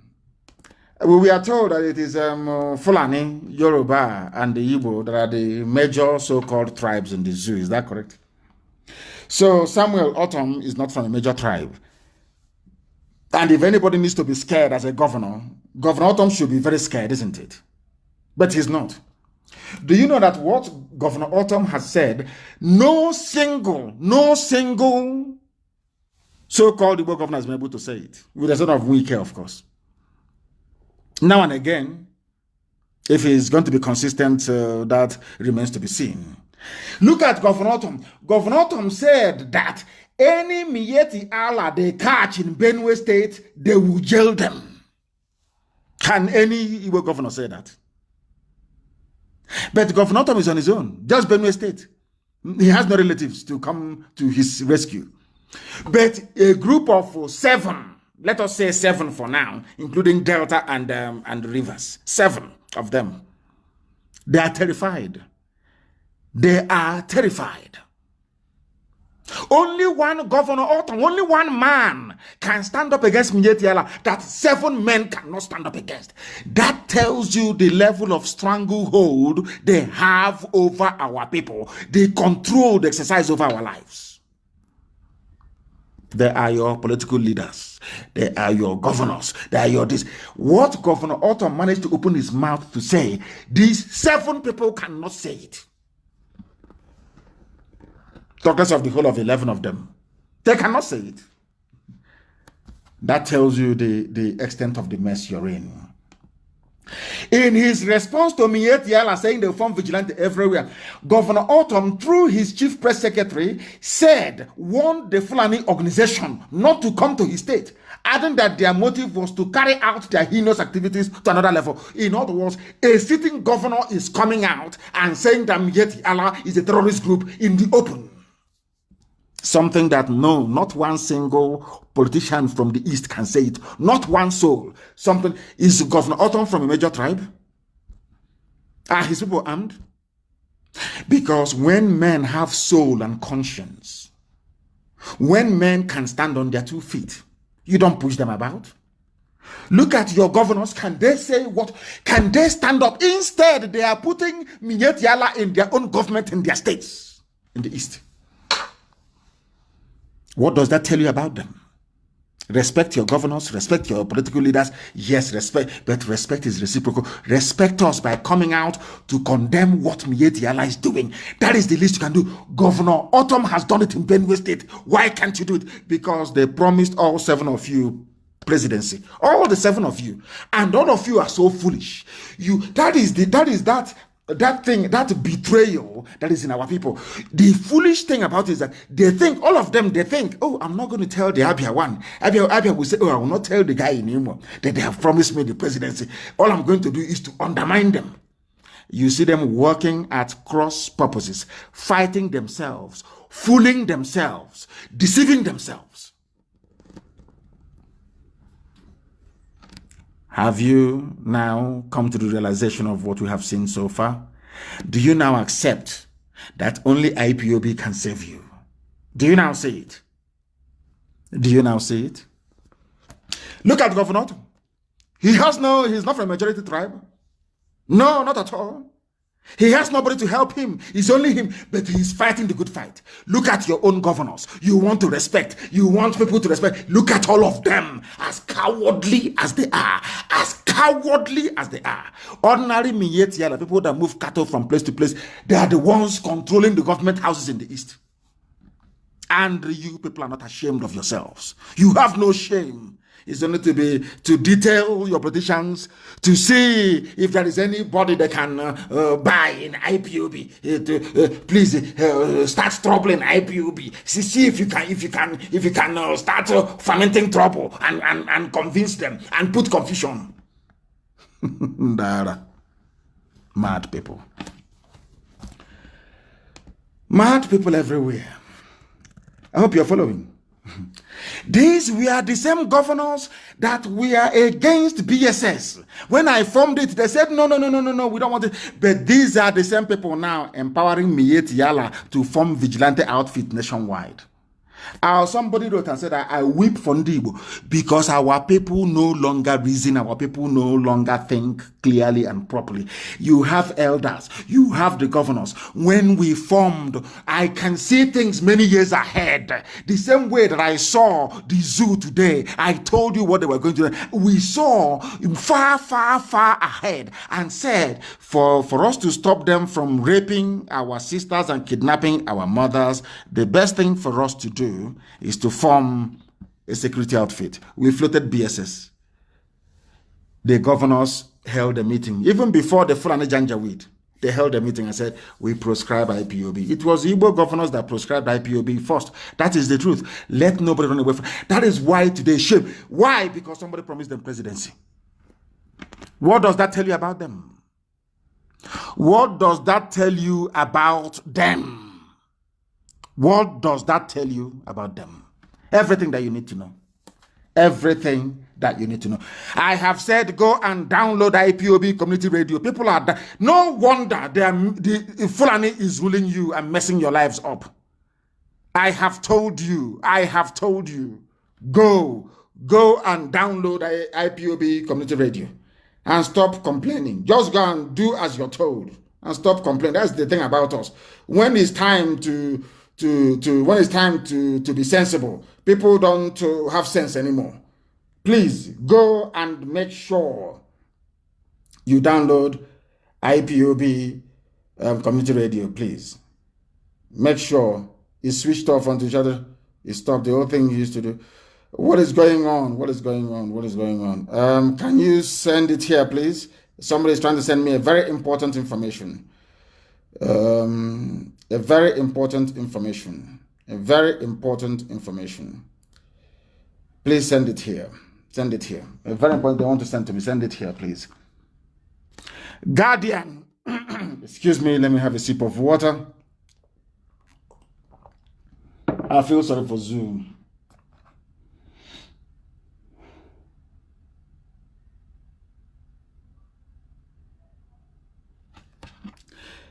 I want to report to the world tonight that the Zoo army are busy picking up people and arresting them. They have just driven into Ohafia barracks tonight with nearly 40 youths, young men. Nobody can actually tell where they picked them up from. All blindfolded and loaded them into Hilux trucks and drove them to Ohafia barracks. We are letting the whole world know that as we are live on air right now, report is filtering in Ohafia barracks. They are now going out and picking up people on the road, on the streets, blindfolding them and driving them to their barracks for possible execution. This is the situation we have on the ground. When you have political leaders, when you have cowards as political leaders, this is what happens. They now go out, any young people they see on the streets, they will pack them to their barracks and prepare them for execution. This is happening now in Ohafia barracks. In Ohafia barracks as we speak. And when they shoot them, you will have some people say they cannot treat those with gunshot wounds, as happened in Enugu. I don't know what is wrong with our people. There is something wrong. That was why we prayed for forgiveness. and restoration before started this very program this evening. I don't know, but there are doctors there are Igbo doctors in Enugu that refuse to treat gunshot victims. Somebody sat somewhere praying and he was shot. An Igbo doctor said he will not treat him in Enugu. You should go and get police report from a Fulani man. I don't know what they did to us. I don't know if it is the beef we eat. I don't know how they manage. This nonsense they did to us is what they want to bring into IPOB, but it can never work. This rubbish they have done. Look at how they have decimated our minds. We can no longer reason properly. A doctor, an Igbo doctor, knows that his brother was shot for no reason. He refused to treat him in Enugu. I want the name of the hospital. And today, the useless zoo police came out to say, police insists hospitals can treat gunshot, stab victims without report. But that is how cowardly we have become. That a doctor is so afraid of Fulani that even though Fulani is saying to him, you can treat your brother, treat him, no problem. He's saying, no, sir, I won't treat him. Remember your laws before. Before you said we shouldn't treat them. How come you have now changed it? Oh, please, sir, let me obey the former law you made. An Igbo doctor in Enugu. That is the extent of the damage they have done to our psyche as a people. And we are not going to accept it. This evening, we are telling Amnesty International, British High Commission, American Ambassador, are you aware that Fulani have gone out on the streets, rounded up people that they don't, any young person they see outside, they have now driven them into Ohafia barracks tonight, inside Ohafia barracks tonight, for possible execution. Whereas Mietiala is free, roaming about with AK-47, doing as they wish, as they please. Are you people aware of it now? Are you aware of it now? You know, Ohafia barracks right now, they have driven them. They know we have intelligence everywhere. Have you seen what they have done? You can see the level of provocation because of the high number of saboteurs and fulefus you have in our midst. Tomorrow night, they'll start complaining. IPOB is this, IPOB is that. Are you aware of it now? That this night they have driven people to execute them inside of Ohafia barracks tonight, to kill them tonight, young men, young Igbo boys. And you have a doctor, you have Igbo doctors saying they will not treat their own brothers. Their own brothers, they won't treat them because a Fulani man said don't treat. That was 3 years ago. Now, even though they have now changed the laws, they have come back to say, oh, please, we won't even treat them. You remember your laws before. You said we shouldn't treat them. Oh, don't worry, we will not treat them. They will die there. These are Igbo doctors. And these are the people we are fighting for. These are the people we are fighting for their freedom.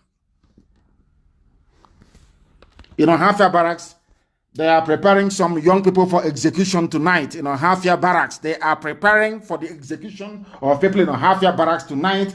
I need the name of the commandant of Ohafia barracks, please. I need his name and I need his picture, and I want it everywhere to alert the world as to what they intend to do. Execution is going to be, because BBC won't report it, CNN won't report it. They have all collected money from the zoo. They are all pursuing an Islamic agenda, all of them. Your governors will not do it because they have promised them presidency, all the 7 of them. They will not talk, they will not speak. We are now putting the world on notice that executions are about to take place tonight in Ohafia barracks.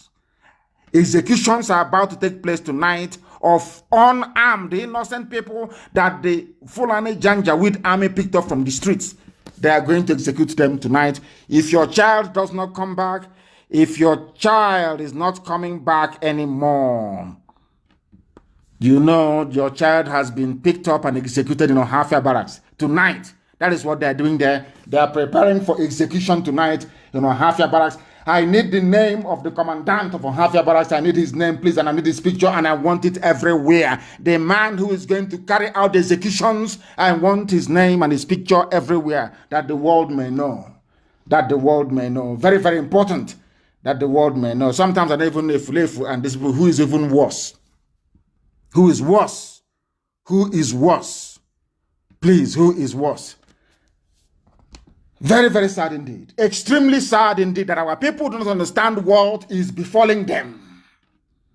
Whereas a Fulani, they are threatening to go. I don't know how they got to us. I don't know how they managed to do this thing to us. I keep saying, is it the cattle that we are eating? I don't know how they managed to penetrate us this way, that our brain has been scrambled. We no longer reason very well like a people. We are no longer together like a. It is impossible now to hold our people together. That is the rubbish they want to try in IPOB. Say like on your walk, the idiot will suffer. Look at what I've done to our people. That now Fulani army can come in the evening, raid somewhere, pack young men, and drive them to the barracks and execute them. And you want to contest for presidency? You want to be president? This particular group, this crop of leaders we have is the worst in the history of our people. The very worst in the history of our people. Disgraceful. Disgraceful. There are executions happening tonight in our Hafia barracks. Executions are happening in our Hafia barracks tonight. Young men picked up in and around Abia State and driven to our Hafia to be executed tonight. Driven to our Hafia barracks to be executed tonight, where you have no governors. Whereas in Yoruba land, they have spoken, Amotekun won't be under the IG of police. It can never be. These are men who are talking. And I challenge anybody to show me any Eastern politician. I challenge you to show me anybody who has the mettle, who has the guts to stand up and to say, to look at how their own children have been packed into Hafia barracks to be executed tonight. They won't say nothing. Now these are the leaders now you want to respect, people to respect. Are these not the leaders? Are these not the leaders? Dear me, our people, they are in one almighty mess. In one almighty mess. Makinde has responded to the presidency. A Yoruba man, people that we used to call cowards before, and said to them, there is no way Amotekun can be under federal government. But look at your governors that wants to embrace community policing. Let's go. They had a meeting. The elders had a different view from the governors. The governors went back and re-invited the IG. They are the only set of idiots to invite IG to their meeting. Did Amotekun invite any IG to their meeting?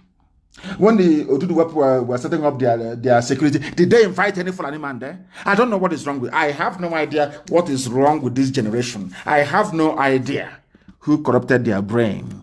I have no idea, to be honest. I have no idea. I have no idea.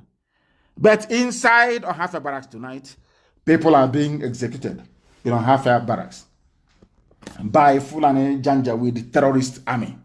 Governor Sheyi Makinde has disagreed with the presidency over his plan to bring Oyo State Security Network, popularly known as Amotekun, under the control of Inspector General of Police. They have said no. Oyo State have said no. Ondo said no. Ekiti said no. These are governors' men in office. Back in Biafra land, it's just women. All they know how to do is to fight their own people. That is all. Who can sell each other better to the Fulani? That's all they do. And these are your so-called leaders. These are your leaders. These are your so-called leaders. And I want to make it very clear to this Brigadier General Solomon Babatunde Kumapai, or whatever the idiot's name is. You will be in very serious trouble should anybody be executed in Ohafia tonight. Brigadier General Solomon Babatunde Kumapai, you cannot be serving Fulani Janjaweed in Biafra land when in Yoruba land where you come from, there's Amotekun. You cannot. You cannot. Anybody who is executed, you will die for it as well. I'm just telling you what is going to happen to you. So don't think that this generation whereby you kill and you go free, you will not go free. Go and ask your mates, they will tell you. If anything should happen to the people you have taken into Ohafia barracks tonight, one of them goes missing, believe you me, you will die. Try and see now. Ask those in any good, they will explain to you better. Mad people everywhere. Idiot. You think we are joking? You think we are joking? Let's kill anybody in that barracks who will come after you. Go and kill them. You will see what will happen to you. Madman, idiot. That is where you are. Is that where Boko Haram is? Were you not meant to be fighting Boko Haram and bandits all over the place? Have you fought any Mietiala person before? It's only on because we have no guns and bullets. That is where you go, you pack people, you take them to Hafia barracks to go and execute. And you're a Yoruba man. Okay. We shall see. We shall see. We shall see. Execute them now, you see what will happen to you. Idiot like you. Fools everywhere. Bunch of monkeys in Africa. I don't know who gave you people AK-47. That's the worst mistake a white man made, is to give a baboon. You look at a baboon in the forest and you give him AK-47. What do you think is going to happen? A baboon somewhere, give him AK-47. Mad people everywhere. ISIS is spreading in Africa. They have taken a city in Mozambique, and all of you are blind. What this Solomon is doing, what this idiot is doing.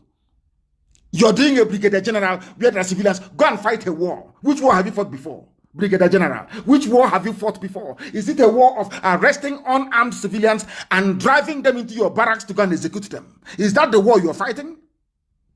Stupid idiot like you, fool. ISIS is taking over everywhere. You can't, as a soldier, you cannot go and fight ISIS. It's to be picking up unarmed people from the streets. That's what you do. Tomorrow our lawyers will be there. Don't give it to our lawyers or refer their matter to court and you see what will happen to you. Idiot. Fools everywhere. A bunch of monkeys from Africa. I have no idea what is wrong with you people. I have no idea what is wrong with you people. You have fools who are calling themselves governors all over the place.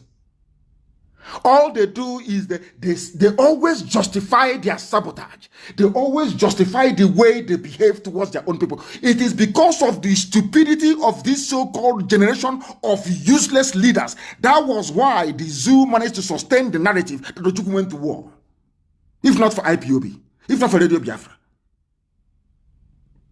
If not for Radio Biafra. If not for Radio Biafra. Stupid people everywhere.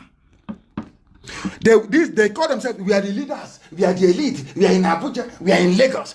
But all these years, you people were there, they were peddling lies against Ojukwu. All these years, you were there when Obama was meddling in the zoo election to remove John. All of you were there. Did you say anything?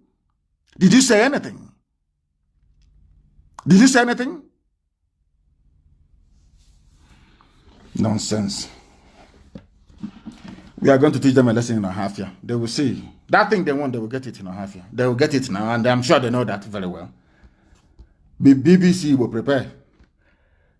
Prepare. BBC will should go and prepare. Prepare as usual to publish falsehood and nonsense. Prepare as usual. All over the place, grown-up people, grown-up men are rising up to defend their own. It is only in Biafra land that you have political leaders who will sit idly by and watch the decimation and watch the destruction of their own people. It's only them. You will sit idly by and watch the destruction of your own people. Only you, only you. Especially those of them that claim they are Igbo. I don't know what is wrong with them. I have no idea what is wrong with them. Let us try and see if we can get you what a proper governor is saying. Listen. They were not carrying arms. They didn't allow them to carry arms.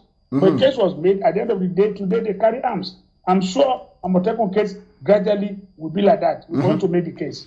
Well, Your Excellency, it appears as though the IGP isn't bulging. And this is a Yoruba Akeredolu saying that one day a Motekun will bear arms. We don't even have arms, so there is no security network. Look at how the army is packing our people and executing them in half-year barracks. Can you believe that? Can you believe that? They pack people, they kill them in broad day. This one will happen tonight. They're executing people tonight in half-year barracks. These are the people we used to say, oh, Yorubas are cowards. Can you see what their governors are saying? Makinde have said, this is Akeredolu, I want to play his voice for you. So he said, Amotekun will carry arms to defend Yoruba nation. Listen very carefully. Your own is, they promised them presidency and they have abandoned their first duty, which is to defend their own people. A bunch of fools they are. Listen, please. At least when civil defense started, they were not carrying arms. They didn't allow them to carry arms. But a case was made at the end of the day, today they carry arms. I'm sure a Motekun case gradually will be like that. We're going to make the case. Well, Your Excellency, it appears as though the IGP isn't bulging, and now we know that there's a community policing idea there. Pushing. Listen. And I'm wondering, what if in eventuality that the IGP says, well, this is not going to happen, except you collapse Amotekun into community policing, then would you just leave Amotekun to be handicapped, in quote, for the time being? What are you going to do, really? I've said this. I said it clearly. Listen. Let me repeat it. We will not collapse Amotekun to community policing. Amotekun was a Yoruba governor. You see people that love their people. They say, oh, the Yorubas, they respect their politicians. Why won't you respect a man that speaks this way? Has any of you spoken this way and you do not get respect? Don't Abaribe have respect? Don't Professor Wala have respect? Don't our elder Mbazulika Mechi have respect? If you speak like a grown-up man, somebody will respect you. Tell me why Yoruba people will not respect governors like this if you speak this way. Listen. Start on his own. There is a law creating this Amotekun setup, this security setup. So it's not going to be collapsed. There is no intimidation. We are not people that can be intimidated. And we are not people that the IG will give order to. It's not possible. We will not collapse it. I've said so. There's no need for us to belabor this issue. We will not. But all we say is that if he's prepared, we are prepared to discuss with him. Let us discuss on this matter. Amotekun is different. Community police is different. Amotekun will collaborate. All of us will collaborate together. The issue now that is left is about carrying arms. And we say we will pursue this and make them understand at the end of the day. If the IG now does not understand, it will leave one day. Well, another IG will come, other people might understand. If he doesn't want to understand, we are not forcing him to understand. Are you listening? It doesn't matter what the IG of police says. The Yoruba nation, the Duduwa nation have determined that Amotekun is here to stay, unlike the useless Igbo governors that betray their own people. That is why today, because the army has nothing to do, they will go and they will drive civilians into their barracks to go and execute them. And you want us to respect such people as leaders? Is that what you think? You think you're insane. Anybody saying that is absolutely mad, is insane. Look at the way they are behaving. Compare their behavior with how the Yorubas are behaving. And that tells you all you need to know. That will tell you all you need to know. That will tell you all. It doesn't matter where they send their families to. Believe you me, as we are hunting the terrorists, we are also hunting every slave in our land. I'm telling you the truth. And they will get it all of them one after the other. Mad people everywhere. You want to sell our land that the army can drive out of their barracks. They have no war. There is no war going on. They go and round up some young people. The killing in Enugu is not enough. They now want to do it in secret, half your barracks. Listen, because the Yorubas, they have security network supported by the governors. But your own governors will betray anybody who tries to form a security network. The governors will go and betray the person. They will go and betray. I don't know what type. I don't know this spirit, this evil spirit of betrayal. I don't know where it came from. It wasn't in our people before. I don't know for some reason. I don't know how come. Everybody is a potential betrayer. Somebody you think is a human being today, they wake up the next morning, is a complete idiot talking rubbish. I don't know what is wrong with them. I don't know. Look at your governors. Compare them with the Yoruba governors. Compare them with Samuel Otom of Benue State.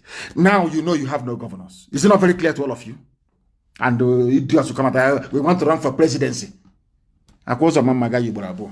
Mad people everywhere. They think we are foolish. They think we are useless. They are in for a shock.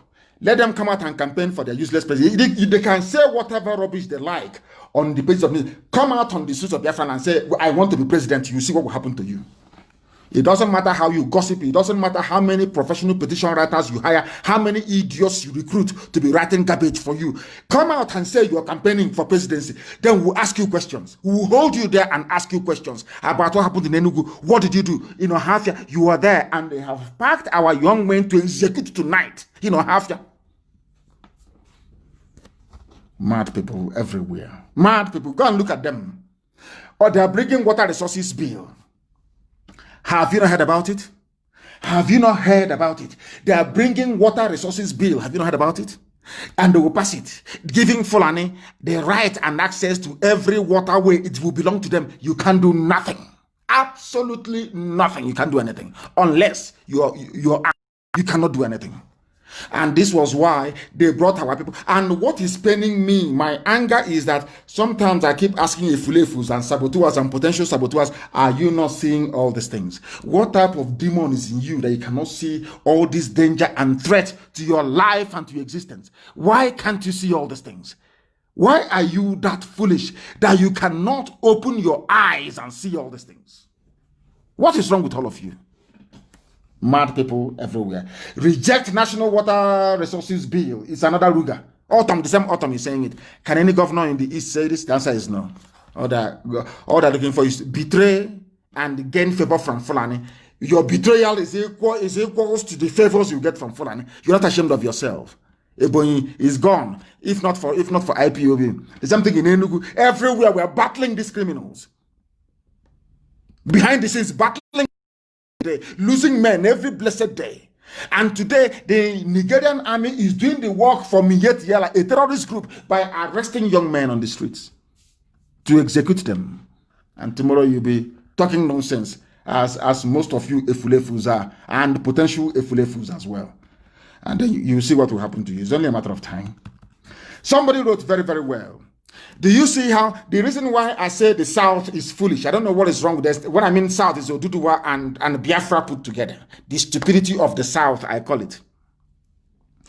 You know, they're floating a new NBA, the Northern Nigeria Bar Association, NNBA, because a midget was not invited to speak at NBA, whatever rubbish they call it. NBA, I don't have regard for NBA anyway, they're a bunch of idiots. They are not, they claim they are lawyers, but they are not lawyers. They are not lawyers. These are people that anyhow it goes. It doesn't matter. These are they are not. I don't see them as lawyers. I don't have regard for them as lawyers. Can never be lawyers because proper lawyers do not behave the way they do. Proper lawyers do not behave the way they do. They don't behave the way they do. These are lawyers because a northern governor was asked not to attend or was disinvited to a program by MBA. These are your so-called one Nigeria lawyers. They went and formed their own Northern Nigeria Bar Association. But all of you so-called lawyers from the South, you were there when Onogen was removed. All of you were there. Did you form Southern Bar Association? Did you even protest? The answer is no. Do you see this? I don't know what it is. This almost collective stupidity of the South. They removed Onogen. Between the removal of Onogen and this invite or this invitation of the midget El Rufai, which one is greater? Which one is of more importance, legally and otherwise, and morally? Because they are chief terrorist, who is a governor, because you disinvited him to an event, they are forming their own MBA. If there's such a thing were to happen now, the first person to float the idea from the South, you will see other people gang up against him and sell him to the Fulani. I keep saying this treachery and the Fulefuism, how does it even get into you people in the first place? If I wanted to be an Efulefu, when they were offering me heaven and earth in detention, I would have taken it. Why don't people ever learn from us? Learn from those of us. Why is this sabo tendency in the South? I'm asking again. I'm asking the useless, foolish Nigeria Bar Association. When they illegally removed Onogen, why didn't you people form your own separate bar? Do you see the way the North behave, the Fulani behave? Because it's the Fulani that controls the North. North, I mean, is Arewa or North. Do you see the way they behave? How they look out for one another? Tell me why they won't love each other. Why they will not fight for each other. Why they will not respect each other. Tell me why. But your job is to sell. Your job is to sell each other. That is your job. Even what is supposed to cause quarrel and everything is you twist and twist and twist until it becomes a problem. And then you find excuse to become a traitor. Always, all we are looking for is how can I become a legitimate traitor? Everybody has a grievance. Every idiot, if not the way you woke up in the morning, is what you're wearing, is the way you spoke, the way you stood up, the way you follow Judaism, the way there must be an excuse for a saboteur. Every saboteur has an excuse to become a saboteur. But they cannot see Miyetti Allah in their backyard. They cannot see that the young men are being executed in cold blood. You know, half your barracks tonight, they will never see it. I don't know what is wrong with them. They can see that the North has formed their own NBA, Northern Nigeria Bar Association, because a governor was not invited to an event, whereas a sitting chief justice was removed illegally. They did nothing. What does that tell you about these people? Do you see how they have damaged us from within? These guys, they're like a disease. They've gone into us and they've been eating us from within since after the war. Now we are decaying on the outside and they have come for the kill. And we cannot do anything about it. Absolutely nothing. Onogan was removed. There was no noise. No noise. This is... Can you... now, let me put it to you this way. Are you telling me now that perchance... Osibajo is sworn in as the president since Buhari is long dead since 2017. And Osibajo will now remove Tanko. What do you think will happen? The aeroplane tunnel. Do you think anybody can remove him? Remove him now, you see what will happen to you. You cannot remove him. Because they are united. They know what they want. They know what... But our own is that wretched, useless idiot from the back will always raise up his hand, ask a foolish question, and then run to the Fulani camp to go and become a full-time saboteur. And some of you actually spend time listening to these idiots and responding to these fools. That is the most painful and difficult aspect of it. Whereas Miyetti Allah is in your backyard, killing you, raping your sisters and cutting them up into pieces. That is what has been happening. So some of you don't know that. Very sad indeed. And you have governors. Tomorrow they want to be president. It's from our brother analyzed it very well. Bishop Sedwin analyzed it very, very well. He called them Undin Zuzu. Always their brain is only against their own people. You see them intellectualized and talking rubbish only against their own people. When we formed the BSS, they were all talking their usual garbage. Look at Yoruba with Amoteku. Any dissenting voice? Look at the terrorist Miyetti Allah. Look at the Fulani. Any dissenting voice? It's only you people. Notice me. Everybody wants to be noticed. Every idiot wants to be noticed. Every fool, notice me.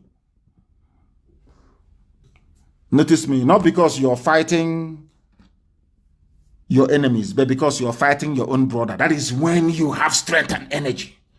They have formed Northern Nigeria Bar Association because you did not invite their hitman, their main governor, the chief sponsor of terrorists in the North.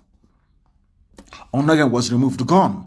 The DSS director was removed, gone. All of you are there, sheepishly looking like the fools. All you do is, APC is doing very well. We must support APC, be so that they can give you money from the North. So Fulani can sprinkle some cash in front of you. That is how wretched, how hopeless, how useless your lives are. Useless to the core. And you think we can compromise? We can join you in your nonsense? You are talking rubbish.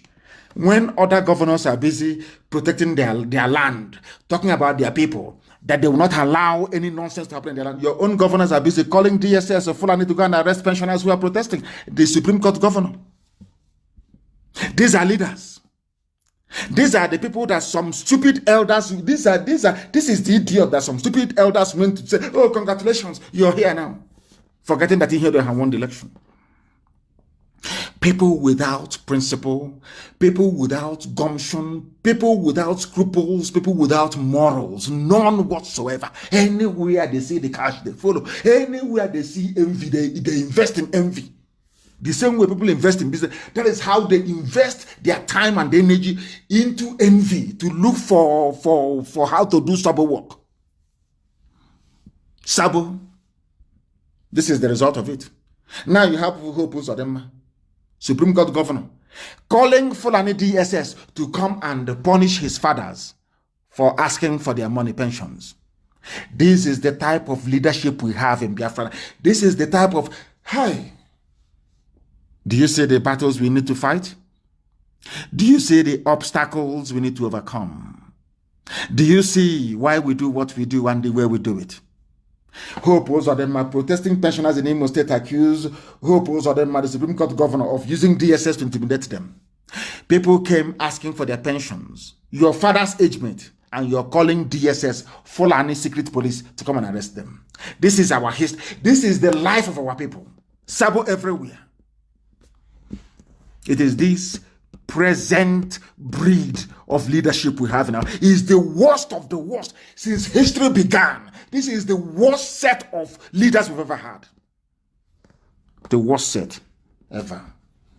You're calling Fulani DSS to intimidate your own parents. And you're telling me that all is well with us. And all they can say is Igbo president will transform Nigeria. Let me keep saying it. Let these people keep fooling themselves until the game will set is now setting a bit, until it will set properly. Let them come out to campaign, and then we'll see what will happen to them. Mad people everywhere. That's all they care about. Who will be governor? Who will be president? That is all that matters to them. Yet Yala can kill us. Our villages can be turned into Fulani Emirates. They don't care. All they care about is political office and to make money for themselves and their children. That's all they care about. Mad people. Come and do presidency. President will go about mad people everywhere. Mad people everywhere. Nigeria Bar Association fell apart because Northerners said you must invite a Fulani man. You must, because they own the place. Compare the attitude of Fulani lawyers to the attitude of the idiots from the South claiming they are lawyers. Compare the two. If not now that some people came out through Nzuko to say, we are going to file a case. This killing is too much. We are going to file a case. Prepare another case because executions are going on right now in Ohafia as I speak. Executions are happening right now in Ohafia as I speak. So prepare more papers. Do you think Fulani understand law court? They understand paper? The only thing they understand is AK-47 and rocket propelled grenade. That's the only thing they have, the only language they understand. All this rubbish filing of papers, it doesn't concern them. A Fulani judge went to court. They asked him, this prosecution of IPOB, what are you basing it on? He said he's basing it upon a Punch publication. Punch newspaper published something against IPOB. Because of that, I am basing my ruling on what a newspaper said in Yoruba land. You don't know that?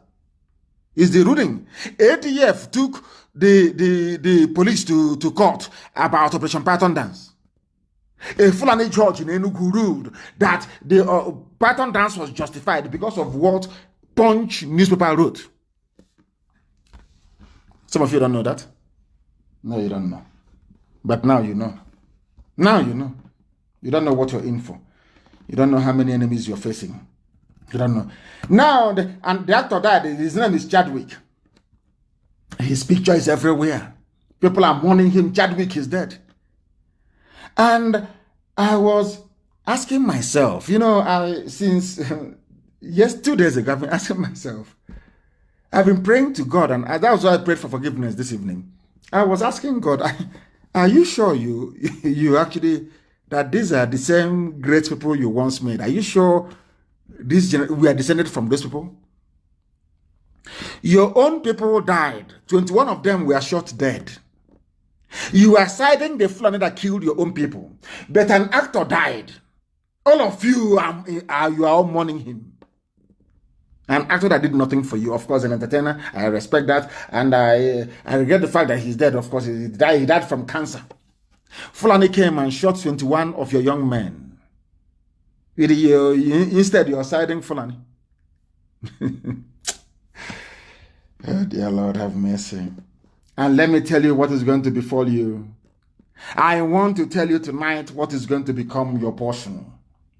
I will tell you tonight what is going to become your portion. If you don't know, if you do not know, now you are going to know. I want everybody to look at the case of Southern Kaduna, because we have our efulefuism has gotten to the point whereby we don't even see danger anymore. Or if danger is coming, and behind that danger there is gossip, and behind that gossip there is a chance that we can become a traitor, we can become a saboteur. We allow that danger to consume us, because we are focused on how to gossip. We are focused on how to become a traitor. If we live. Let me tell you about Southern Kaduna. The creation of 4 emirates in Southern Kaduna was a declaration of war that went unnoticed. It's an article. Do you know they have declared 4 emirates in southern Kaduna? Are you aware of that? Do you see how they roll? Where they say, oh, let's live in unity. Unity of this country. Let's unite together and unite under the mango tree. Unite under Dogon Yellow tree. All that rubbish. Meanwhile, as they are talking about unity, as I told you will happen in Biafra land if care is not taken, they have created 4 emirates in southern Kaduna. Are you aware of that? 4 emirates in southern Kaduna. That is what's going to happen to our land. But meanwhile, all that preoccupies you is how do I gossip? Oh, how do I develop my Osokos Wampi to reach the high level where I can now become a full-time Sabo? That's what is happening to us. But meanwhile, in southern Kaduna, as I've warned you, you see how they're creeping, they're coming south slowly. Look at how they decimated Hausa people and all the other minority tribes over there, and they're creeping and creeping and creeping. They are now in southern Kaduna. Once they finish, they will deal with the baggy in Abuja, and now they move down, and we are taken. And Britain will support them all the way. The Arab world will support them all the way. Islamic communities all over the world will support them all the way. But you, to try and develop the Anglican church that came to your land, they have abandoned you. Roman Catholic Church that came to your land, they have abandoned all of you. None of them can speak against what is happening. They can never speak because they are all part of a wider Muslim one world religion alliance. You don't know that? People go to church thinking hallelujah every day. You don't know the headquarters of hallelujah have sold you out to Islam. They've sold you out. You don't know that? Tell me where they are killing Muslims and you don't hear Muslim leaders and imams speak out. It is only in Christianity that Christians are being murdered. You don't hear the Archbishop of Canterbury will not say anything. Pope will not say anything. Instead, he say, I'm praying to Virgin Mary to intercede. All the Episcopal churches in America, they're not saying anything. Nothing. All the New Age Pentecostal churches, nothing.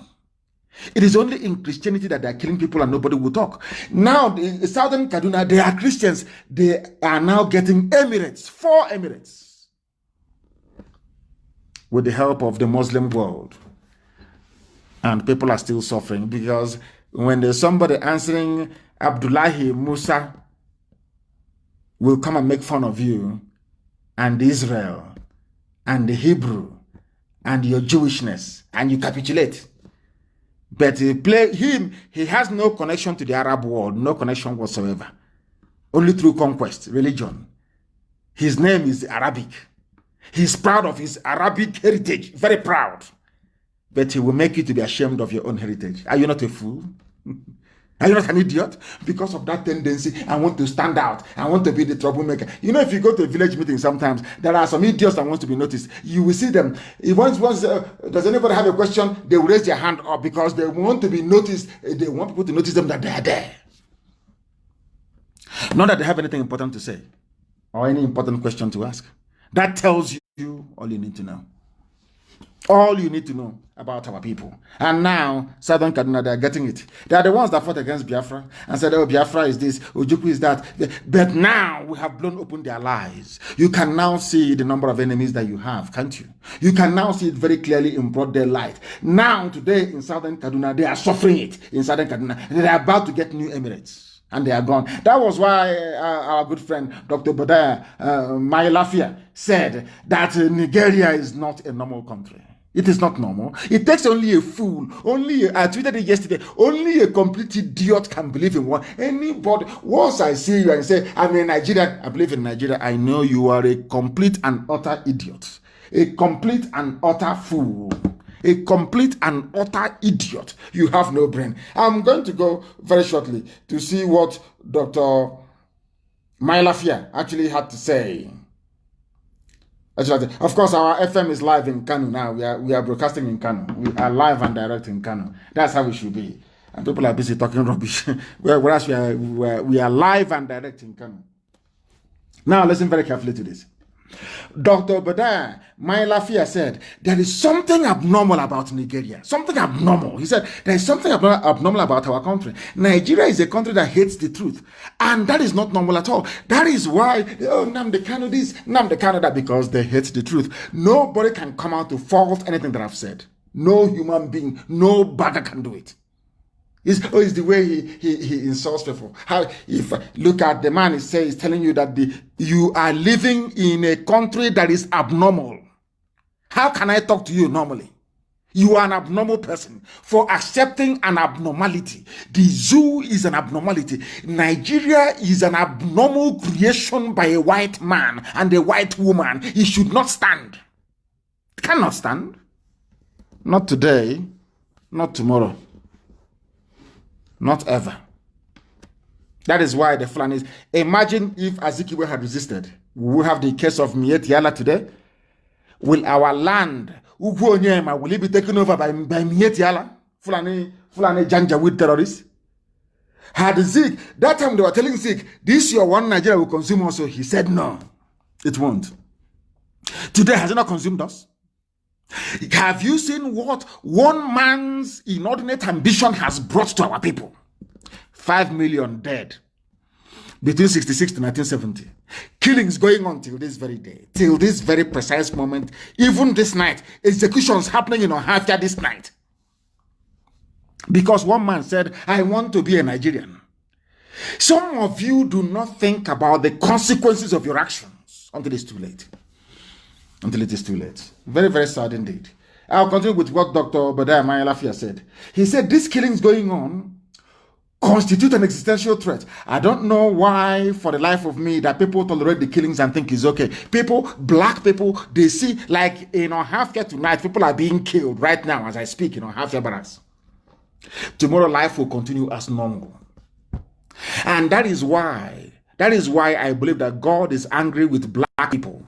There is something very, very evil about the way black people condone evil. Black people tolerate evil. Something that no matter how you castigate white people, there are some things they will never tolerate. Never tolerate it.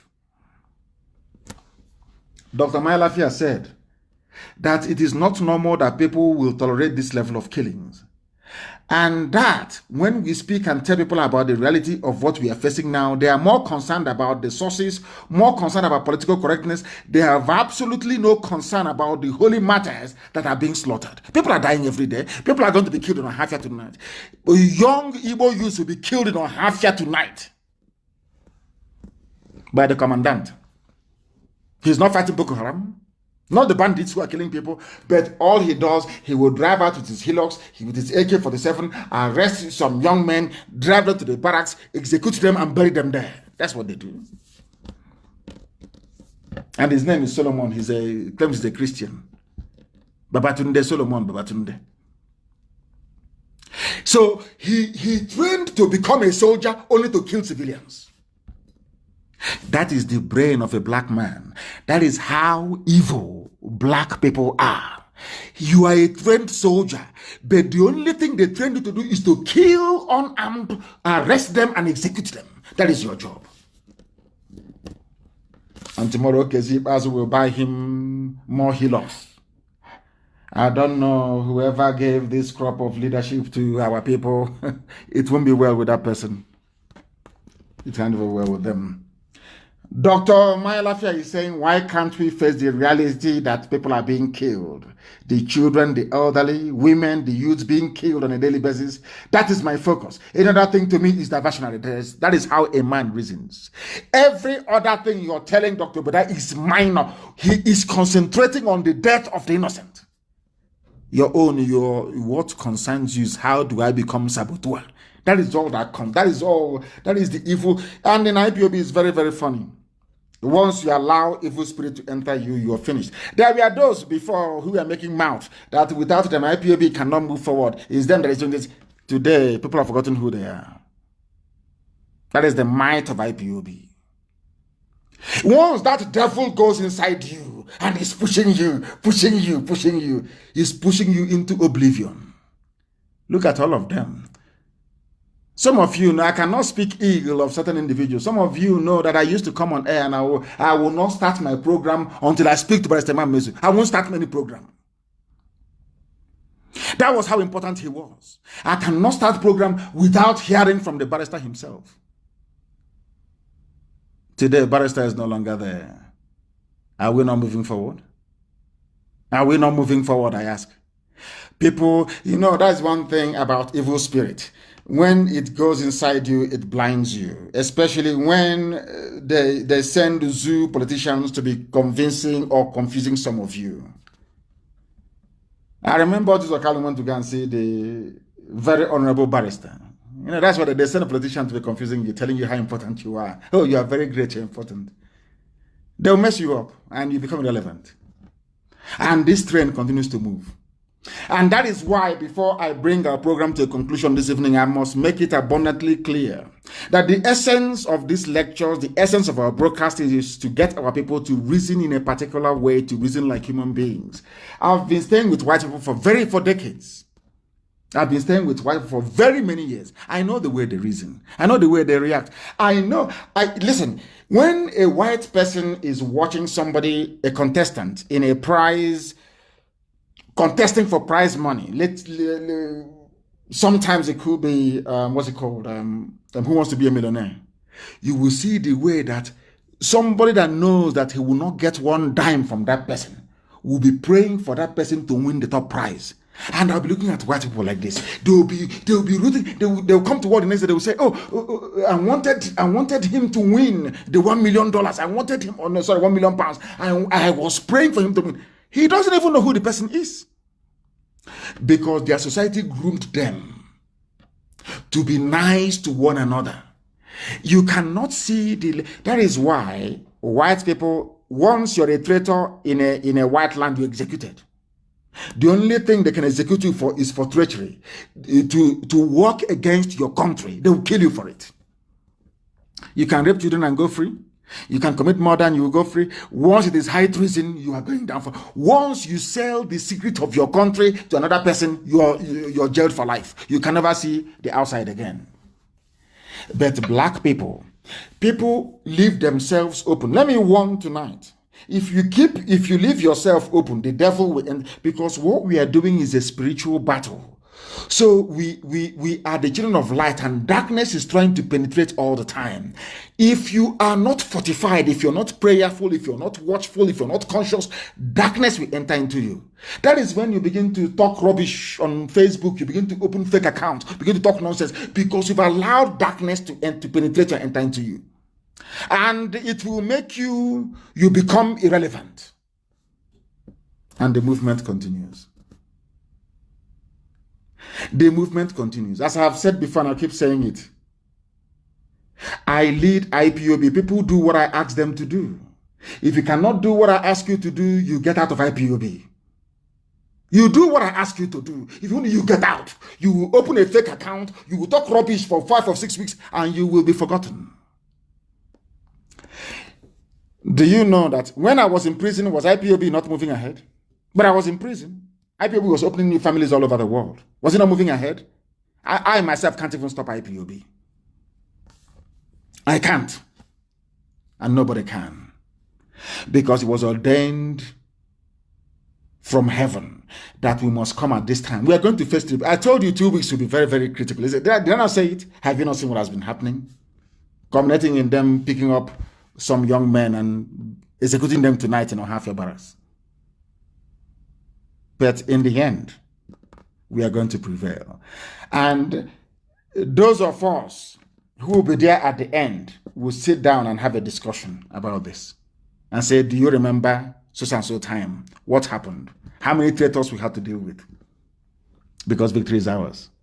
And Chukwu Kikabiyam will take all the glory, praise, adoration, and honor. I thank you all very much for listening this very evening. And as I've said before, those of you who are in the habit, please, of disobeying your coordinators, desist from doing so. But if they ask you to do something horrible, then you know where and who to complain to. Very, very important.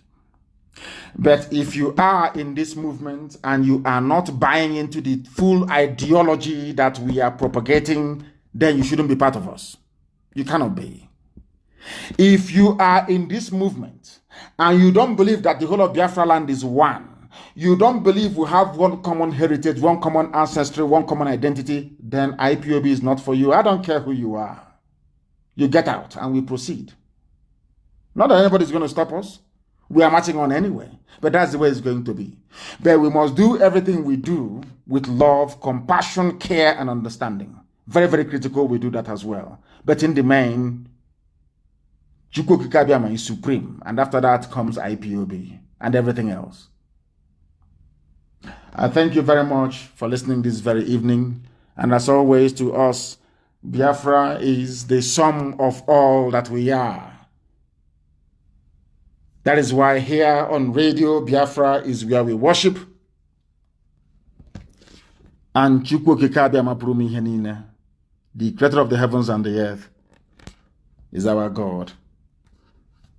I thank you very much, all of you, for listening this very evening, morning, afternoon, or night, depending on where you are. But from me, from here, good evening.